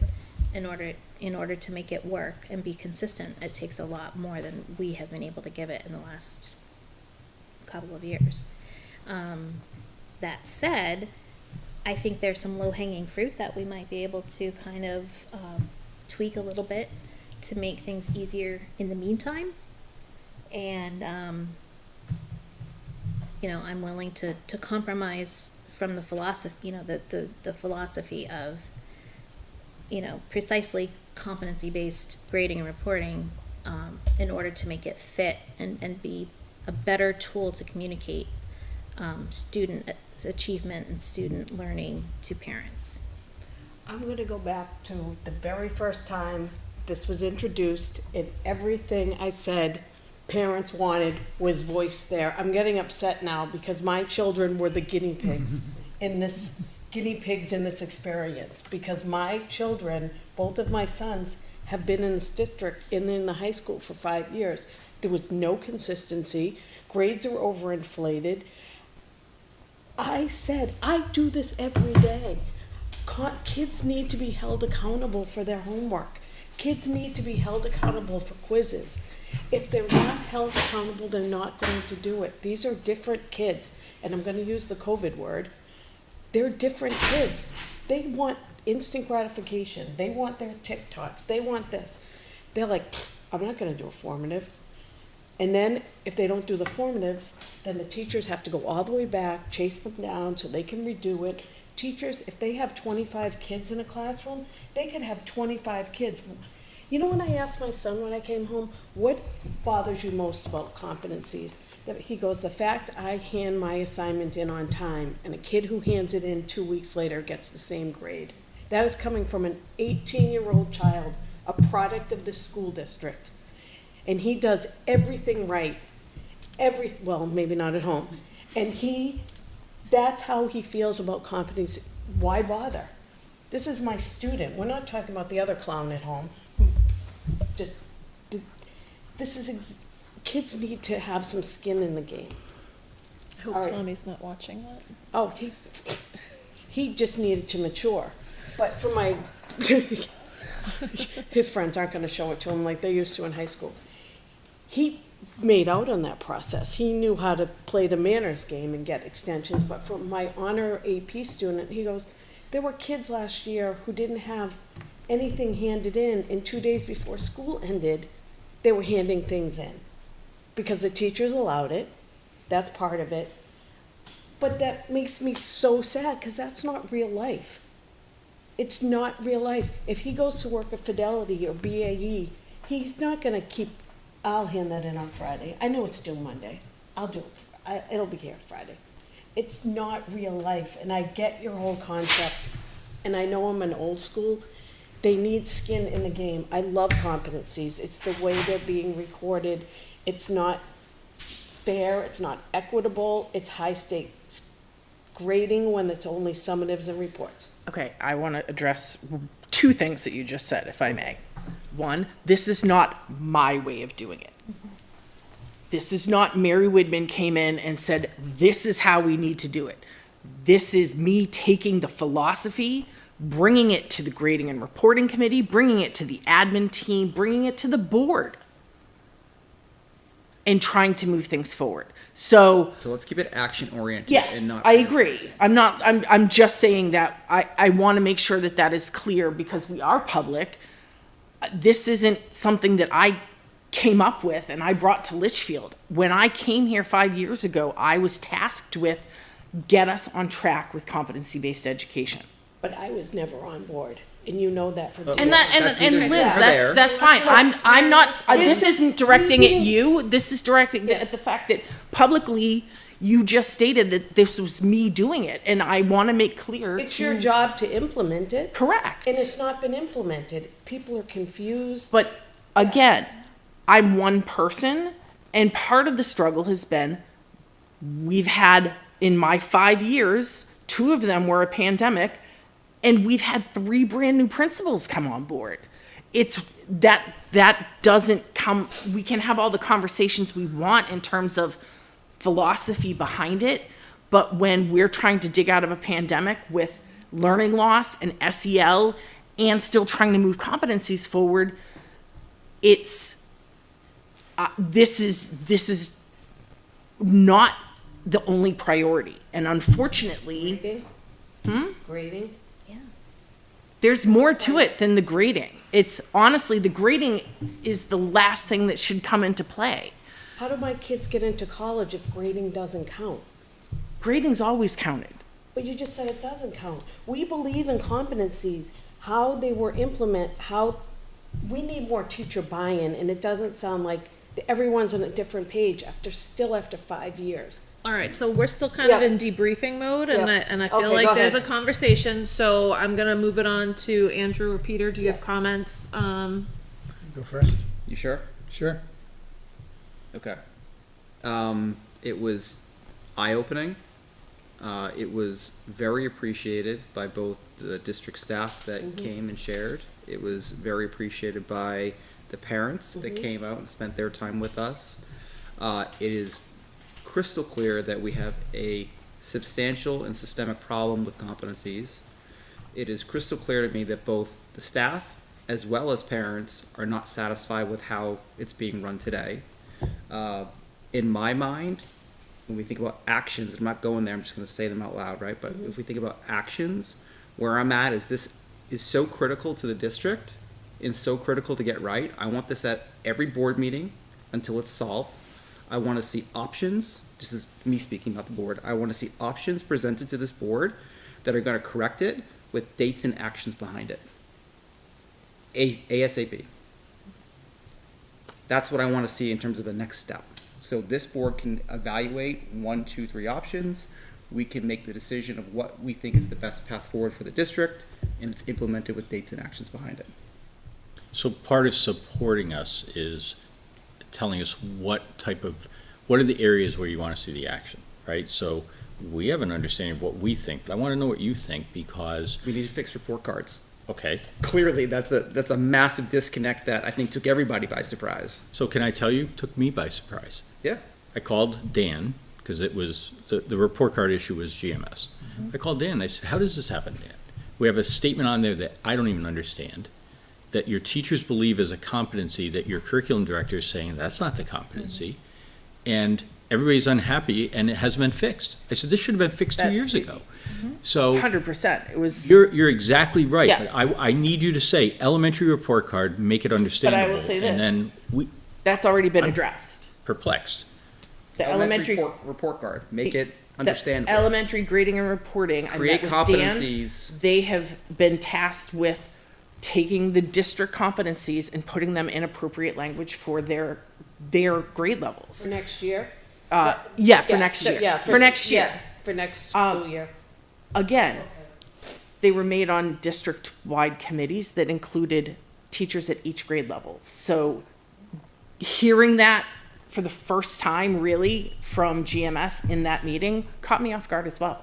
Yeah, it caught us all off guard. Is right? it So- the grading report, what committee does it? Report card committee? No, we've done Yes, them it was- during PD days. So at the elementary school, each grade level has a member on each of the core content areas, so that they're there, they weigh in, we revise them. And so, again, that was right away. I met with Dan. That has been addressed, and there will be changes by the end of the year. I'd like to see school-specific, building-specific, if you want to go there, competencies that are put together by the teachers in that building, right? Or at least have an opinion from those teachers as to what the appropriate competencies or drivers are, so they feel comfortable on how they're rating the kids, the students. So, can I And reply you'll to take, that? take those course specific at the high school. Sure. Yeah. Our Okay, department just to specific, clarify yeah. that, that's where it really matters. I sat in on a PD day. I went and observed, and I sat in on, I think it was the English competencies being written. And the English department was there from CHS, the English teachers from LMS were in that committee, and they were writing the competencies. Fantastic. So that has been happening. Again, the competencies weren't handed down by Mary. The teachers created those competencies in their PD workshop There's a days. disconnect somewhere. I agree. And I agree. that's what needs to be solved, right? Yep. What else was I gonna say? See now? Can we see copies of those report Formatives, cards? I assume. Formatives and summatives, yeah. So I'd like to see a fixed, and I don't have the answers here, right? But I'd like to see a fix to the formatives and summatives. We've now received numerous emails to the board about how formatives and summatives don't work, how I could even express, and I have expressed even in my own household with my own middle schooler, right? There's no desire to do formatives, zero. All year, there's been zero homework coming home, all year, right? That's a problem. That is not setting up kids for success, in my opinion, in terms of what their next plan is. We've heard consistently that the kids are not ready for college or whatever the next chapter is, right? I don't have, again, the answers to fix that or to correct or to right that ship, so to speak. But that's where I want you and your role and the staff to come back and say, here's what we recommend, here's what we're gonna do to fix that problem. So I'm gonna just ask this question because the reality is, I know we have very loud voices in staff, but we also have a number of staff that this is working for them. So, and that's been all along, that has been the issue specifically at the high school, is that we're very divided. How do I fix it when the staff is divided? And I'm open to ideas. That wasn't meant to be, but that is the reality of it. I'm glad some of the staff feels like it's working or feels like the company system is working. The reality is, and again, what we're hearing from voice of customer, who are your students moving on to the next chapter, are saying it's not working. So I think they need to be more receptive about the reality. Okay. And tomorrow's our first admin meeting since the community forum, and all three principals were there. So this debrief is great because we're debriefing tomorrow. We're gonna spend a substantial amount of time having this debrief there. Andrew, I just wanna. I don't want to speak on behalf of the board. This Oh, is you're just saying all the right just me. things. Let me ask a question, because I graduated high school in 1985, I'll date myself, go off to college, and I come home, and I'm one of those kids that goes back to my high school and says, this is how Averill Park High School did not prepare me. And I told everybody about all the deficiencies I had. I wasn't asked to read enough. The professors expected me to read whole books, and they didn't read them out loud in class. I had to come back and have done it on my own. So I guess my question is, whoever feels 100%, I mean, I ask it rhetorically, but did you feel 100% your freshman year in college? Or was that not like, geez, I'm just curious. I thought it was easy. College was easy. Oh, it was a big learning curve. It was a learning curve for me. In fairness, high school for me was harder than college. Yeah. But Me I also too. went to a private high school, right? And it was far more challenging. It is different. It was far more challenging, and it did prepare me night and day for college. And I only ask that because I just think we have to keep it in perspective. So can we do more? Yes, absolutely. But let's not throw the baby out with the bathwater also, because, there are always going to be people, it's different. You're dealing with social adjustments that, temper your whole perspective, right? So when you put it all in the pot, there's a lot going on with somebody. Explain social adjustments to me. What do you mean by social adjustments? Well, if somebody who's lived at home and has had parental assistance to get to high school, and then all of a sudden is living on their own and has to get up on their own. Okay, has so to, I have one of those kids. So that's what I mean by social. There's a lot of stuff about going to college, and there's a lot of versions of going to college. You go to college away, 4-year university, community college. That's all I mean. So I would kind of echo what Andrew said. I thought it was loud and clear with very little delineation from it needs to be fixed, it needs to be changed, and it needs to be changed soon. It can't be one of these things that takes a year or 2 years to do. I think there's things we could do this year that would impact, especially the kids in high school, the juniors probably in particular, where they would have a year and a half or so of what college it would be like, what work would be like, where you have to hit a deadline.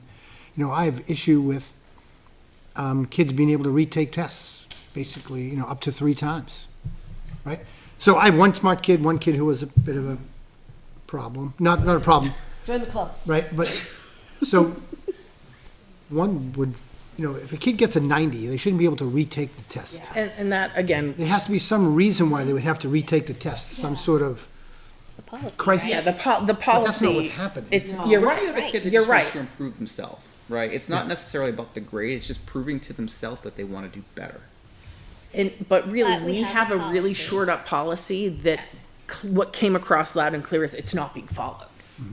And so I've gone back to the principals and said, how is this being looked at and talked about and enforced in your building? But I come back to, we have a policy, and then at some point, we have teachers that need to be able to have discretion at some point, to be able to have that, Right. to say, okay, in this circumstance, I'm glad you're trying to prove yourself, why don't you, And there is, so I the feel like there's policy flexibility. has flexibility in it, but not to the degree that we were hearing.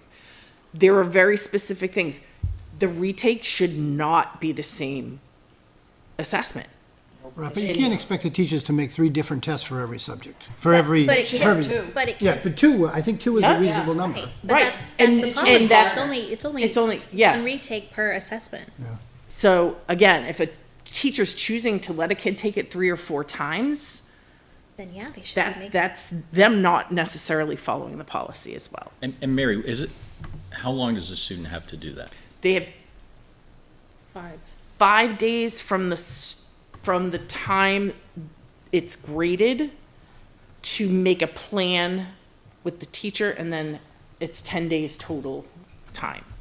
And I ask that because, one of the other things I was surprised is, talk of 100 days later. No. I'm like, that's That's not what what Mike- that's Michael not what talked the about. rule says. Yeah. So But that's again, not, if you're choosing to do that, that's great. That's on you. That's not. That's not what the System. policy says. And in terms of we actually tightened up to have a late cutoff at the high school. Prior to this past year, there wasn't. You mean I'm as the far as one- late homework? Late anything. Anything, yeah. So now it's 5 days, right? It's 5 days. So what if it was 0 days? What if late is late? Old school. But late is I think late. there have to be exceptions to that though, right? Mm-hmm. Like such as, well, Absenteeism. if there's a loss in the family, you know, Yeah, a number right. of things.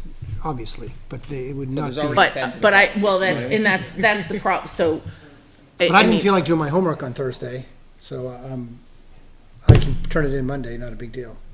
That's what I that's the kind of accountability that everybody needs. and they're looking at that. They're looking at it again. But I tell you, when I came in, I forced that at the high school because there was nothing, and teachers were saying, "I have to take work until the last day of the quarter," and I said, "Says who? That's completely." Yeah, I was surprised to hear that policy too. What It is the certainly wasn't policy? that What way. is the policy code? It's not policy. Excuse me. That's procedure. Okay. So what are the repercussions of not following procedure?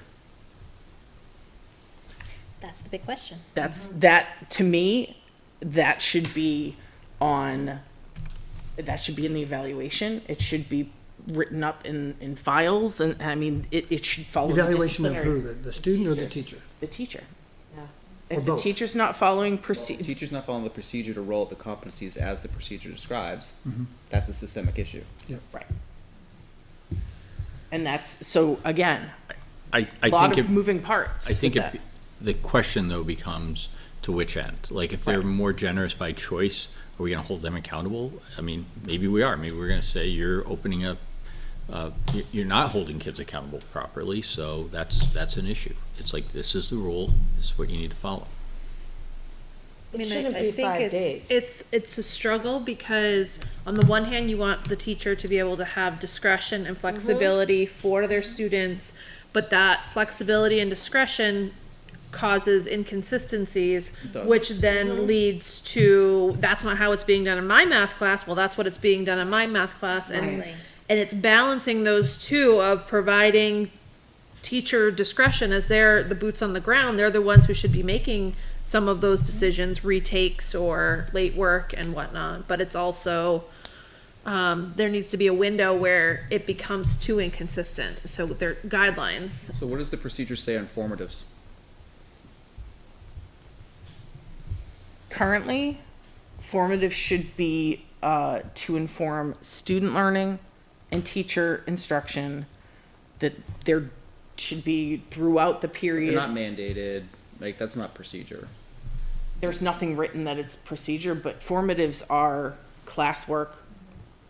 Anything that they're doing in class that isn't a summative assessment or that isn't a test or a quiz that's your formative. So it's just a different way of saying lesson saying, yeah, or lesson. assignment, right? Yeah.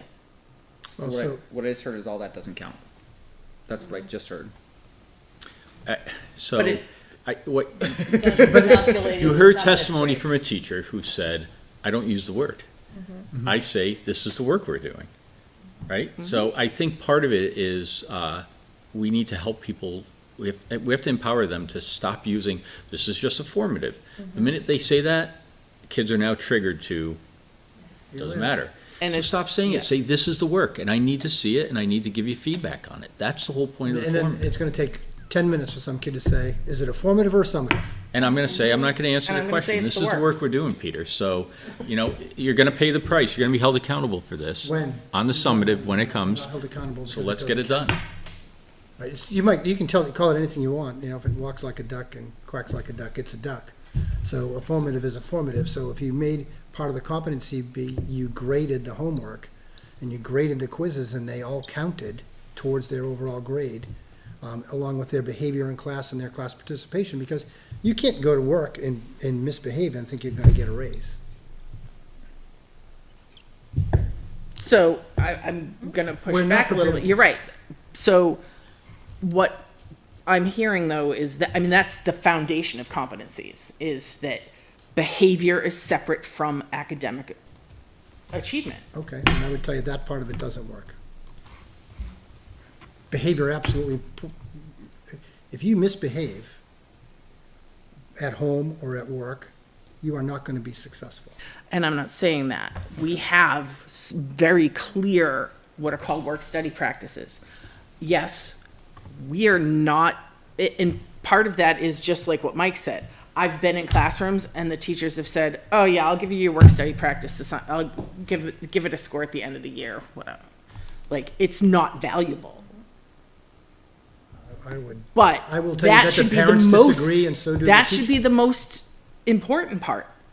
It should be. That should be the part of the culture of the classroom and part of the culture of the building, is that those work-study practices are non-negotiable. But they're not graded, right? They don't count towards their Yeah. GPA or anything. Well, so, but the task I'm hearing is you want us to put teeth to those. You want us to Yes. find a way for those work-study practices. So I'm, Can I ask a clarifying question? Well- You're saying teeth, I'm hearing grade. okay, and I'm gonna clarify, teeth to the work-study practices, but still, the chemistry grade is based on chemical, the competencies of chemistry, not did Mike sit and keep his mouth shut, which I never did. You know, that should not be about my chemistry grade, right? So I agree with you. We need to elevate the accountability to the work-study practices, because everything in those work-study practices are what you need to be a successful fill in the blank. In career, in life, whatever. So we just need to find a way to put some teeth to those so students do take them seriously. And Mary's not wrong. There are teachers who, I'll get to that, and it needs to become part of what they do. It's- I've heard teachers say it doesn't matter, so. That's not Well, good. because it doesn't affect their grade.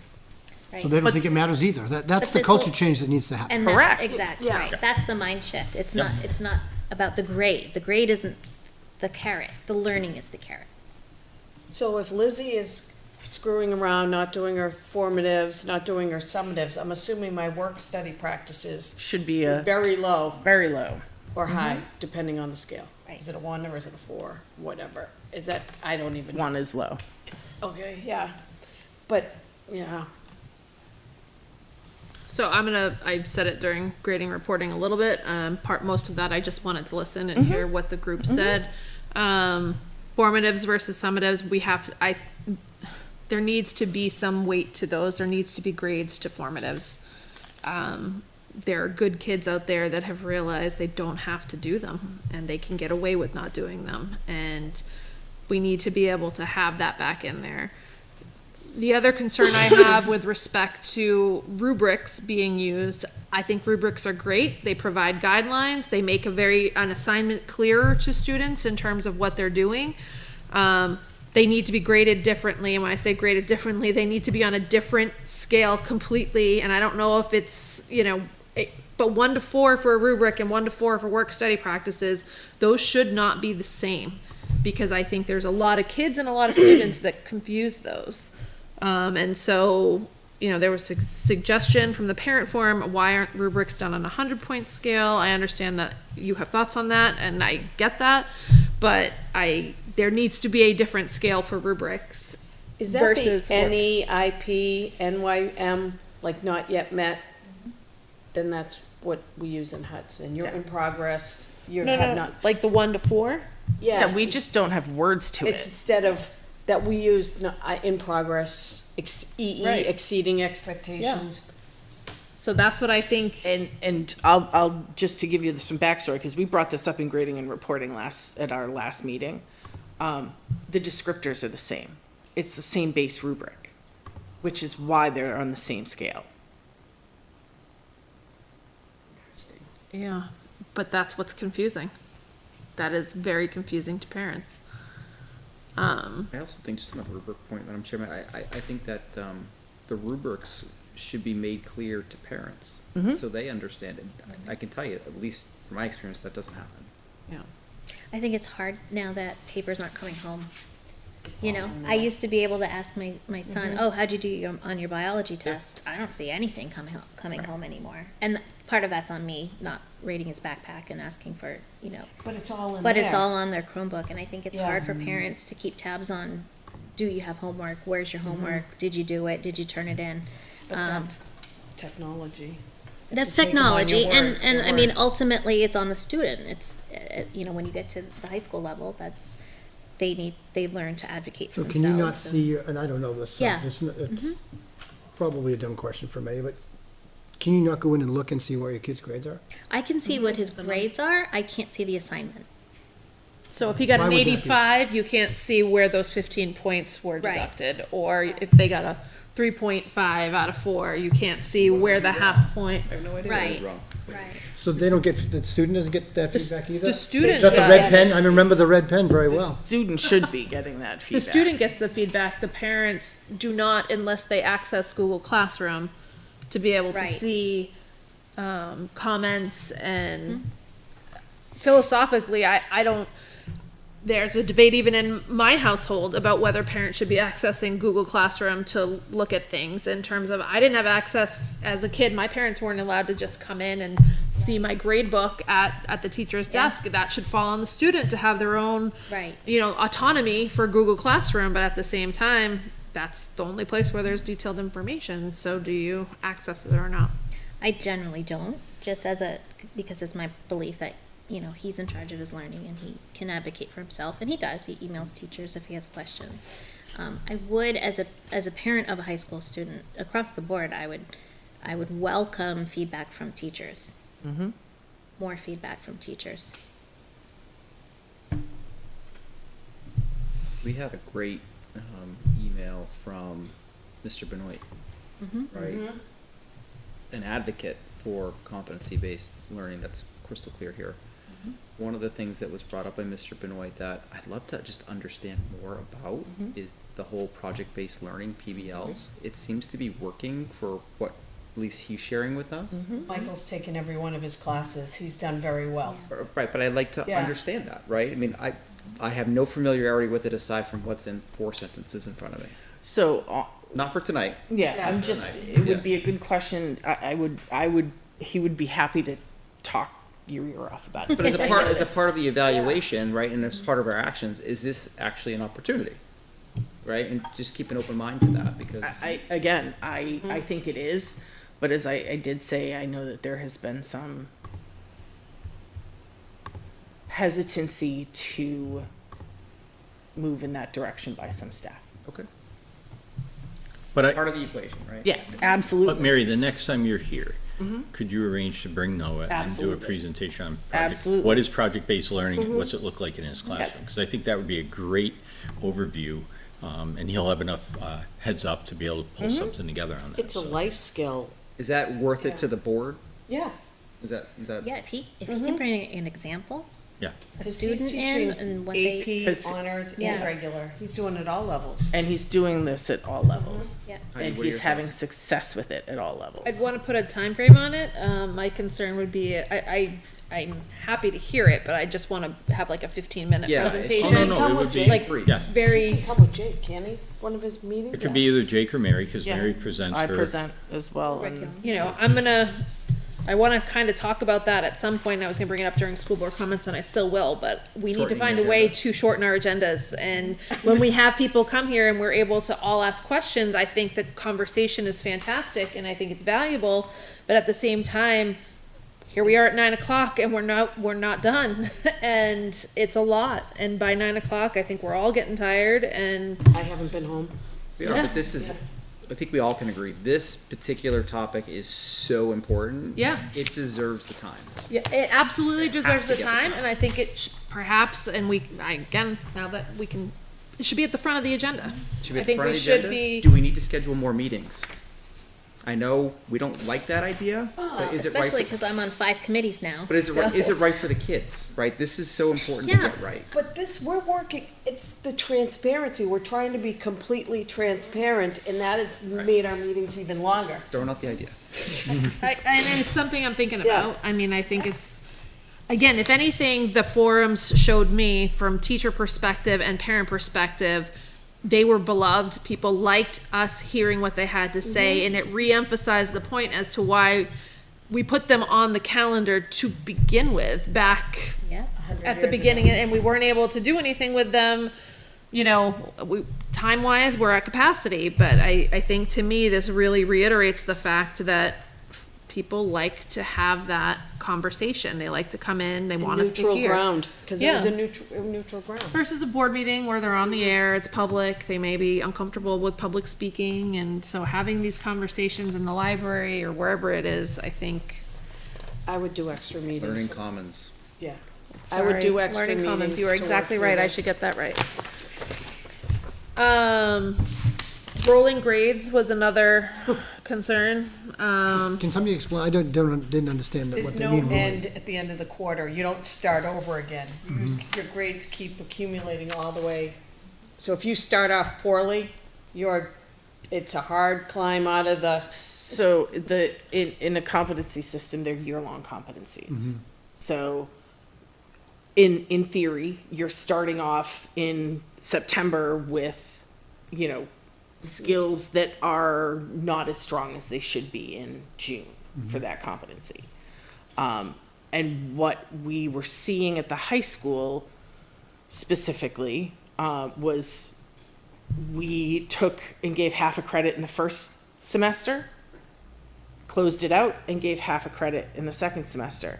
So we had a number of kids that were failing first semester, passing second semester, which in a year-long competency, Makes sense. we should only care that they get there by the end of the year, ultimately. And they were having to go back and retake the course because they failed their competencies for half the year. So it's, And again, this is discussion for another day, but isn't that exactly why midterms and finals were created? To deal with that, a midterm counts less than a final, and so by the end of the year, if you have caught up and you are not caught up, but if you were ultimately- in the same place, your final grade and your final exam is gonna show that. which is why we've said since COVID that there need to be summative competency mid-year and end-of-year assessments. They're not happening yet. Why? Why? It was not a priority to building administration, prior building administration. It's a priority for the parents, for sure. It was a priority for Students. me too. Yeah. And I for me. was turning purple the number of times we had See to your have hair, the right? conversation. Yeah, I know. Right? It's just, I mean, You can add that to my list of suggestions. just in fairness, I mean, we've gone through the exercise of collecting in those midterms. Yes. And have laid eyes on them, reviewed them, and commented on them. I mean, it's been but quite it's a, only, I'll be honest, it was me doing that, and only for the ones that were submitted When I say to we. me. It's the I didn't it's the I collective didn't we. mean that. I just meant it was.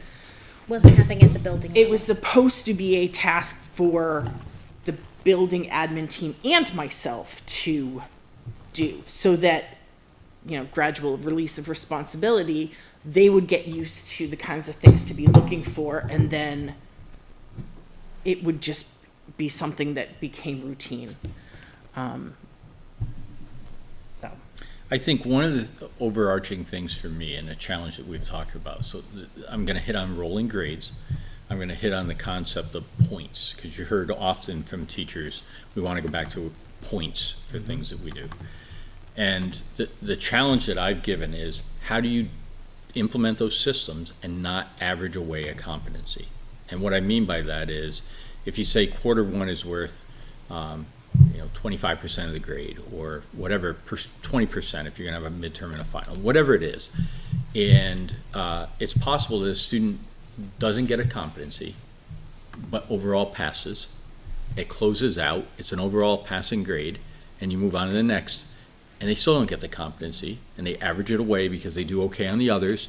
And so what you end up with in the end is a gap that has just been masked by the numbers, masked by the mathematics of it, right? The same thing with points. If I'm awarding points for a thing, and what I mean by thing is an assignment or a test, quiz, whatever we call it, but there's a concept I never get, I can average that away by the points. And so what I've asked repeatedly of staff is, how can you guarantee that a child knows and understands each and every competency. And it's a direct conflict with this idea of averaging. It's a direct conflict with the idea of points. And we have to settle that. We have to figure out how to get at that. And so I just want to say that out loud, because going back to the way it was allows the masking and the averaging away of a concept. And that's problematic. And that was one thing that, you know, when I first came on board, we had a lot of kids that were passing the class, failing the competencies. So And these were the kids coming to summer school. You Right. know, I have a B in the class, but I have to come to summer school to make up a competency. And we're, I In mean, and out into half an hour. Yeah. right. and in and out in a half an hour. So, yeah. Parents are paying $250 or whatever it was for that experience. So And, when, yeah. when and we I talk was sitting there like, how does this happen? I don't understand it. And so it's a dilemma that we have to work our well, way and through. as somebody who was on the board at that time and, you know, had worked with, you know, Rob Myers was a huge proponent of getting the competencies streamlined and actually doing and grading on competencies, which, you know, I learned a lot from him about this and how his school was doing it. And he was so frustrated because his kids you know, the kids who are good at school, I do my homework, I'm quiet in class, I raise my hand, you know, were passing through, but not necessarily having the knowledge that they really needed to know. They went back to traditional grading. Guilford did. I'm sure he was pretty upset about it because he really believed in it. And maybe, you know, I think we have to address the issues, and I think there is some amount of compromise that we can do so that everybody can understand where the kids are and what their learning has been and what they have mastered. I think it's going to require a lot of teacher PD and collaboration. And I think, And I hear that, and I've heard that over and over. I don't know, with only 2 PD days in the year, how to do that. Exactly. And get teacher buy-in, because I will Right. run workshops every day after school. But nobody's coming. I know. I've sat in the buildings 2 hours at a time. Hey, I'm here. Let's talk about these things. I've given, nobody comes. I know. So that's a struggle for I me, hear you. honestly, is Part of the reason why we strongly advocated for the PLC model and the change in the contract language to embed that. PLC is? Professional learning community, which is embedded professional time during the day. With your team. with your With your team. team. With either Like your the grade English level teachers team or or the your fourth department team. member. We asked for that because of exactly this dilemma, Yeah. right? We gotta find a way to make this part of the way we operate as a learning community, and not one more thing at the end of the day when people are tired. You know, we were meeting with the Homeland Security people today, and they're going through the list of trainings, and I'm just sitting there like, oh my goodness, it's like the asks on our time have No, just I was- increased exponentially. That's the other piece. We've had a huge increase in state mandates. State mandated training that are not related to teaching and learning, Nope. right? I mean, I'm not saying that we should all be trained in suicide prevention, but that is 2 hours mandated that we gotta find a space for. We've got, trying to think of another example, like the ALICE training. ALICE I mean, we training. have to do ALICE training. We need teachers who are prepared in this day and age to, you know, protect our kids, but wow, it's like. Just to keep it where's back, it go? right, to pull it back, I'd like to, I mean, you've heard what I'd like to see as a next step in terms of actions. Where is the board landing in terms of an immediate next step? I mean, I think their admin team will be debriefing tomorrow. I think that is going to be a key meeting with principals. They sat in on both. So when can the board, I'll put it back, right, when can the board expect an update as to how you're thinking about? So I mean, one board member has asked for, but I don't think it's unreasonable that we make this part of our routine reporting in the short term until we feel more satisfied to say, go to once a month. Right now, we're not at once a month. I think the board appreciates there's some immediate things we can do, and there's some planning for September that needs to be done. And allow us to work with the team on that. And frankly, why did I put the McElwain sign on here? Because it holds me accountable. So we're gonna put competency discussion as part of what we need to debrief. I do think, and we've made, as board members, we've made this mistake in the past where we've said, okay, starting tomorrow, this is gonna be the new policy or the new procedure going ahead, and it doesn't work like that. No. And I will tell you, I had a lengthy conversation today with Andrea Stern. Any power school changes at this point are going to completely mess up everything that in terms of GPAs and all of those things. I don't So- think anything can be done in terms of grading formatives this year. As much as I would love to see teeth to those things, we have half semester classes that have already been graded in a particular way based on rules, and those same different students are now taking those But classes. what I will say, and this has been an ongoing conversation that I've had with both teachers and admin, is there are clear ways to get formatives graded without grading formatives. If your formatives are pieces of the puzzle along the way to get to the summative, then they can count as part of that. Doesn't sound like any change at all to me. And honestly, the teachers that we heard from, Mr. Key, for example, took offense to that statement. I know. That the teachers aren't doing enough, and I'm not saying that the teachers aren't doing enough. Trust me, I know how hard the teachers are working. But that if they But they're- changed their something simple like messaging, it's going to magically fix an ingrained problem that's really part of, I'm going with high school, but also middle school culture of formatives don't count. I don't have to do them. Mm-hmm.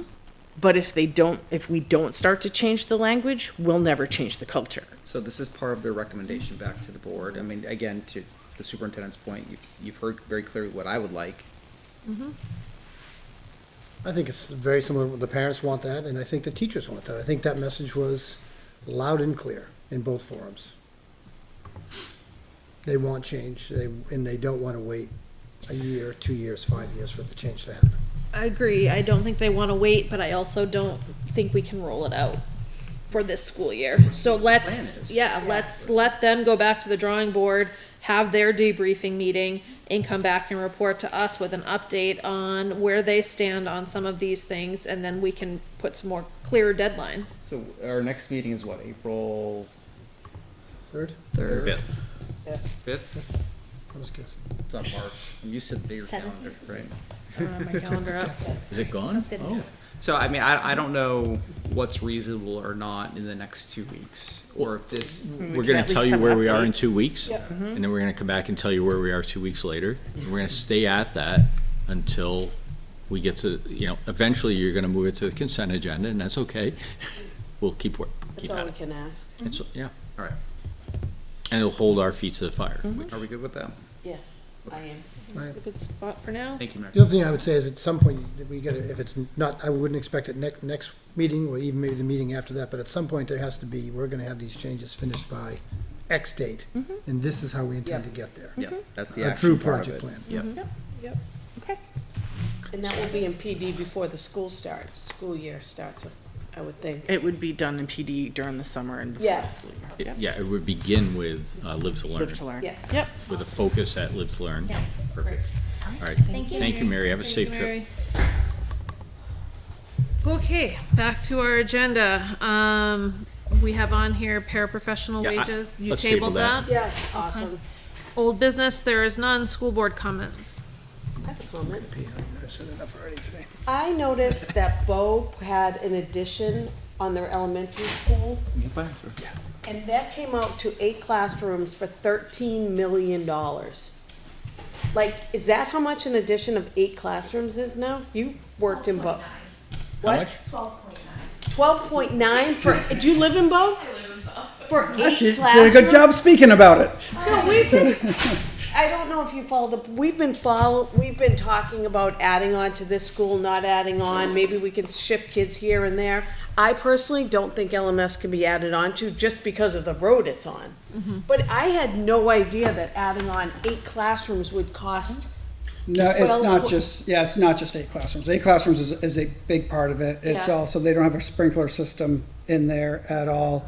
It's reconfiguring the main office area, also reconfiguring a couple classrooms, making an egress out, Adding a vestibule. adding a vestibule, Well, yes. how much would the classrooms be? 8? I don't know, I'm just curious, We quoted at 250 a square foot. I'm just blown away. I would think there would have been considerable cost savings, but that was just my observation this week. Now I'm gonna, Did it pass? It did pass. Yep. 7 to 100. oh wow, you guys killed it. Bye, thanks for staying. Get some Thank sleep. you. 7 to 100? School board comments? So Also- it's, Sorry. we're not SB2 involved. So it's it's a school- traditional town you're meeting. At the Okay. town meeting. Who showed up that That's night? my only comment, because I wanna go home at some point.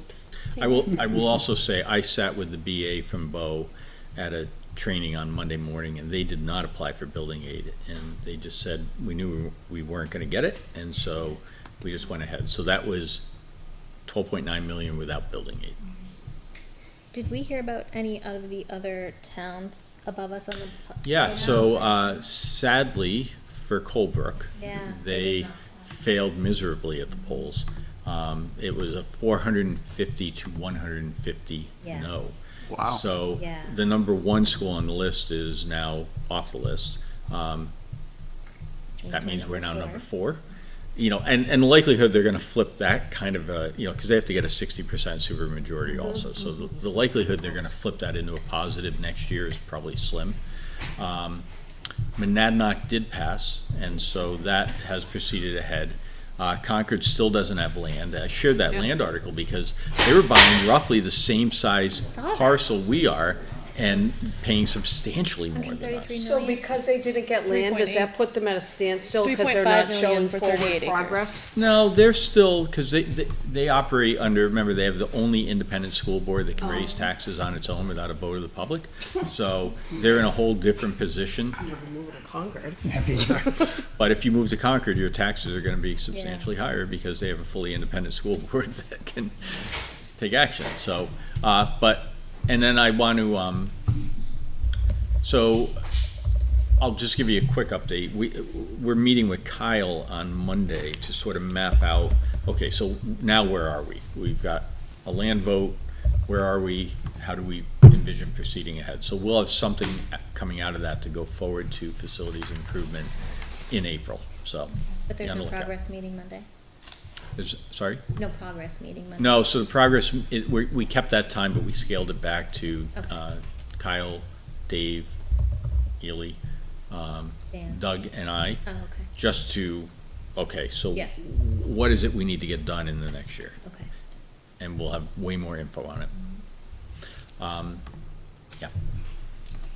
Other school board comments? Just so I'm clear, we talked about pre-K earlier this evening. Where is the policy or the guidance that the school is operating under where you can make program changes? Just so I can reference it.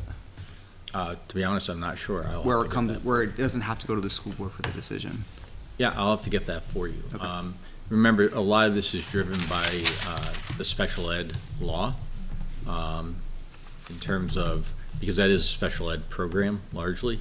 The peer friend piece is a component to it, but I'll get back to you. Thank you. That's it. No, Peter, any school board comments? It's been fun so far. Thank you for coming last week. You jumped right in with those forums. So I'm putting this out there in school board comments, not necessarily to have a discussion tonight, but just to say, I'm actively looking for ways to reduce our agendas, time-wise as well as work. And so I would like each of us to think about a couple of those ways that we can do that and put that on the agenda for, Sounds good. next meeting, because I think we need to shorten these meetings. But we still have a lot of business to do. In hindsight, was there something on here that shouldn't have been on the agenda? No, I think the time estimates were unrealistic. Oh, Yeah. you know what? Yeah. Tho- They Those have been are, unrealistic for the past year. Yeah. I've actually They've been taken off all notes along. every meeting for the past year of what our actual time starts are. I feel like I should just take them off. Those were like Michelle's estimates that I have not paid attention to updating, so I'm not even sure why we have them on there at this point. Yeah, I mean, I think presentations and recognitions, we've moved some things up from that were generally or used to be under new business that we've now moved up to presentation, but we're not even getting to community comment, and so Yeah. I am for Those presentations were all very lengthy. long, and so we can have a conversation about the agenda for next time, but I think maybe we should move up the community comment and correspondence. This agenda is, because of all the stuff we have to do at the beginning, this is unusual. I agree, but I still feel agree like on we the got length. we were already into presentations and recognitions by 6:15, and we were there for about 2 hours. Yeah. It was a long, it took us about 45 minutes for the beginning part, but Notably, it was a worthwhile conversation, but the food service took quite a while tonight. yeah. I thought you did very well. She did. Great She's great. slides and everything. Yeah. You were And again, bribed. I thought Dan's presentation was Look, I great. had the little piece of pizza. If anybody wants If this anybody for sees tea- me eat this pasta, I'm in trouble at home, so. All right, so that's it for my school board comments. Did we hit everybody else? All right, moving on to the manifest. Questions? I have questions. I haven't seen it, so. I haven't seen it yet either. Is this one? There was an additional one, that came out today, because it had some, things that if we didn't pay on time, we would be billed late fees. I saw some of those. Yeah, but that's a This is- smaller manifest. Was it Is this this one? a yearly, is this, the supply lines, this isn't a monthly thing, is it? The supplies that were ordered this month, is this like end of year, getting ready for next year? Well, I sent out an email and informed people that they head into the end of this month to buy supplies, because the goal of taxpayers' money is to use it with the current students. Right. So if they don't buy it soon, then it's not gonna be used with current students. So I think the good and the bad of that email is it sets the time, but it also probably It's gets some huge. spending Is that the going as manifest? well. I don't know. Yeah, it just That's says, the manifest, like, yeah, that's the I details. understand, like, So there's a signature sheet, right? Rafferty, like the food thing, like, No. but some of the things There should be I'm a just signature sheet. dumbfounded by. And again, I think people, Is there two versions of the MS-22? What supplies is that?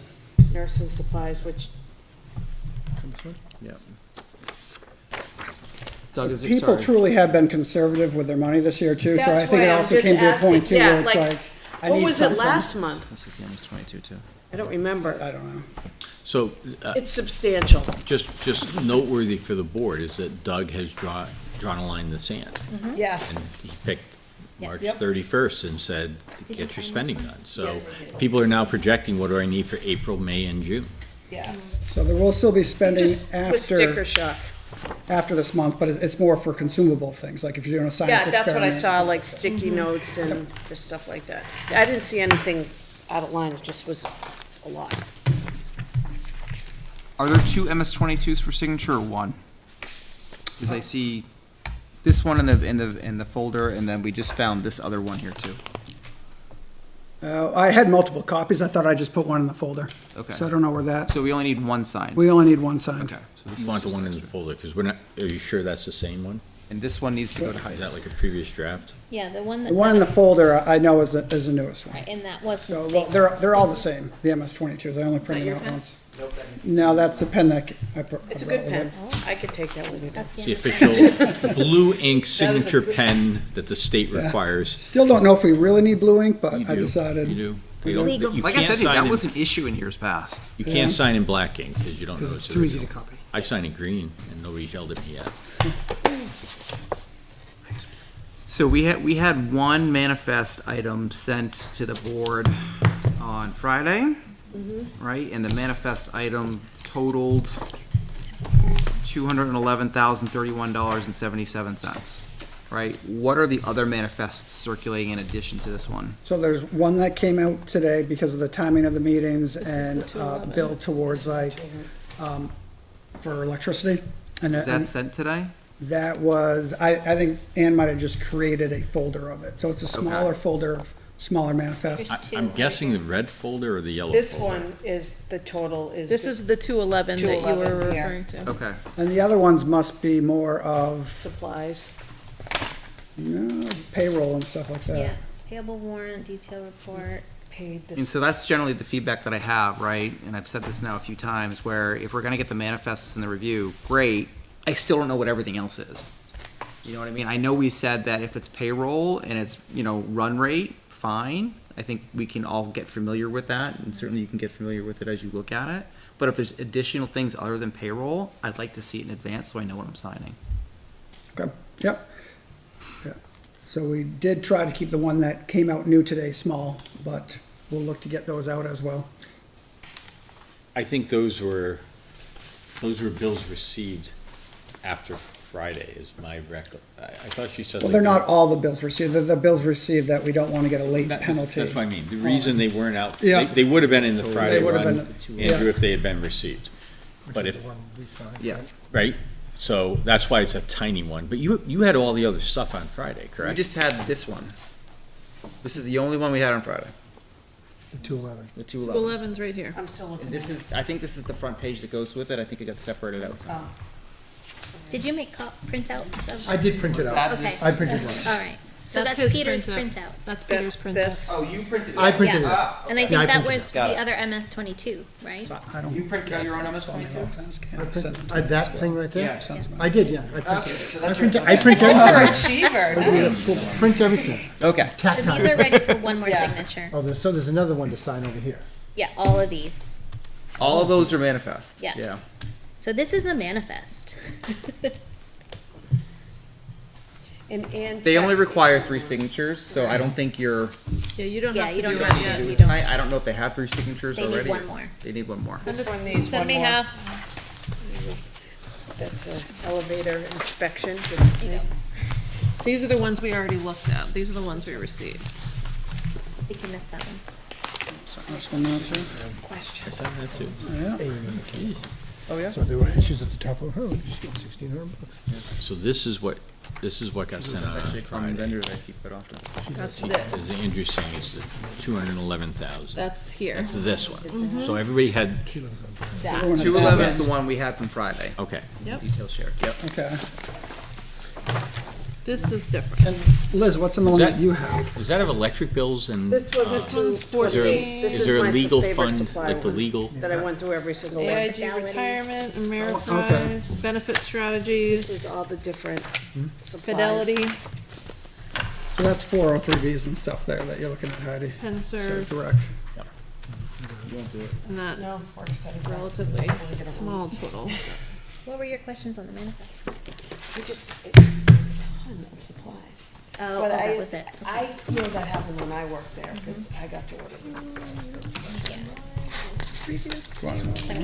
No, I'll do it right now. Hang on, you see it. This one's payroll, so this one's Yeah. not usually sent out. Yeah.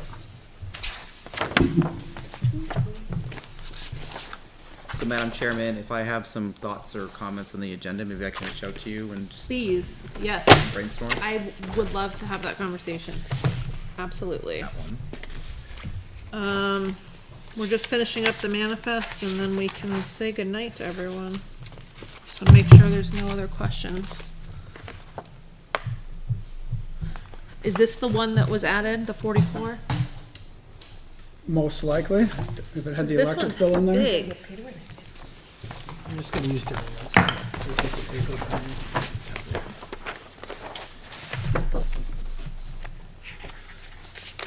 Yeah, so this is Eversource. Save money. Yeah. Sold Leslie Kidder. Is that bill Yeah, just this is the one came with the in? supplies. Okay. Yeah, okay, so we're not quite sure why that wasn't sent out, but we will look to make sure. Okay. All right, going back to the agenda, we finished with the manifest. We have no community here for our second input, and we're way past 8 o'clock anyway, and so we are ready to, go into non-public session, which is the dismissal, promotion, or compensation of any employee, or the disciplining of any such employee, or the investigation of any charges against him, unless the employee affected, 1, has a right to a meeting, and 2, requests that that meeting be open, in which case the request shall be granted. B, the hiring of any person as a public employee. C, matters which, if discussed in public, would likely adversely affect the reputation of any person other than a member of the body or agency itself, unless such person requests an open meeting. So I will take a motion to go into non-public session. So made. Made, second. All those in favor? Aye. All right, and that will do it for tonight. Thank you, Litchfield, and we'll see you in 2 weeks.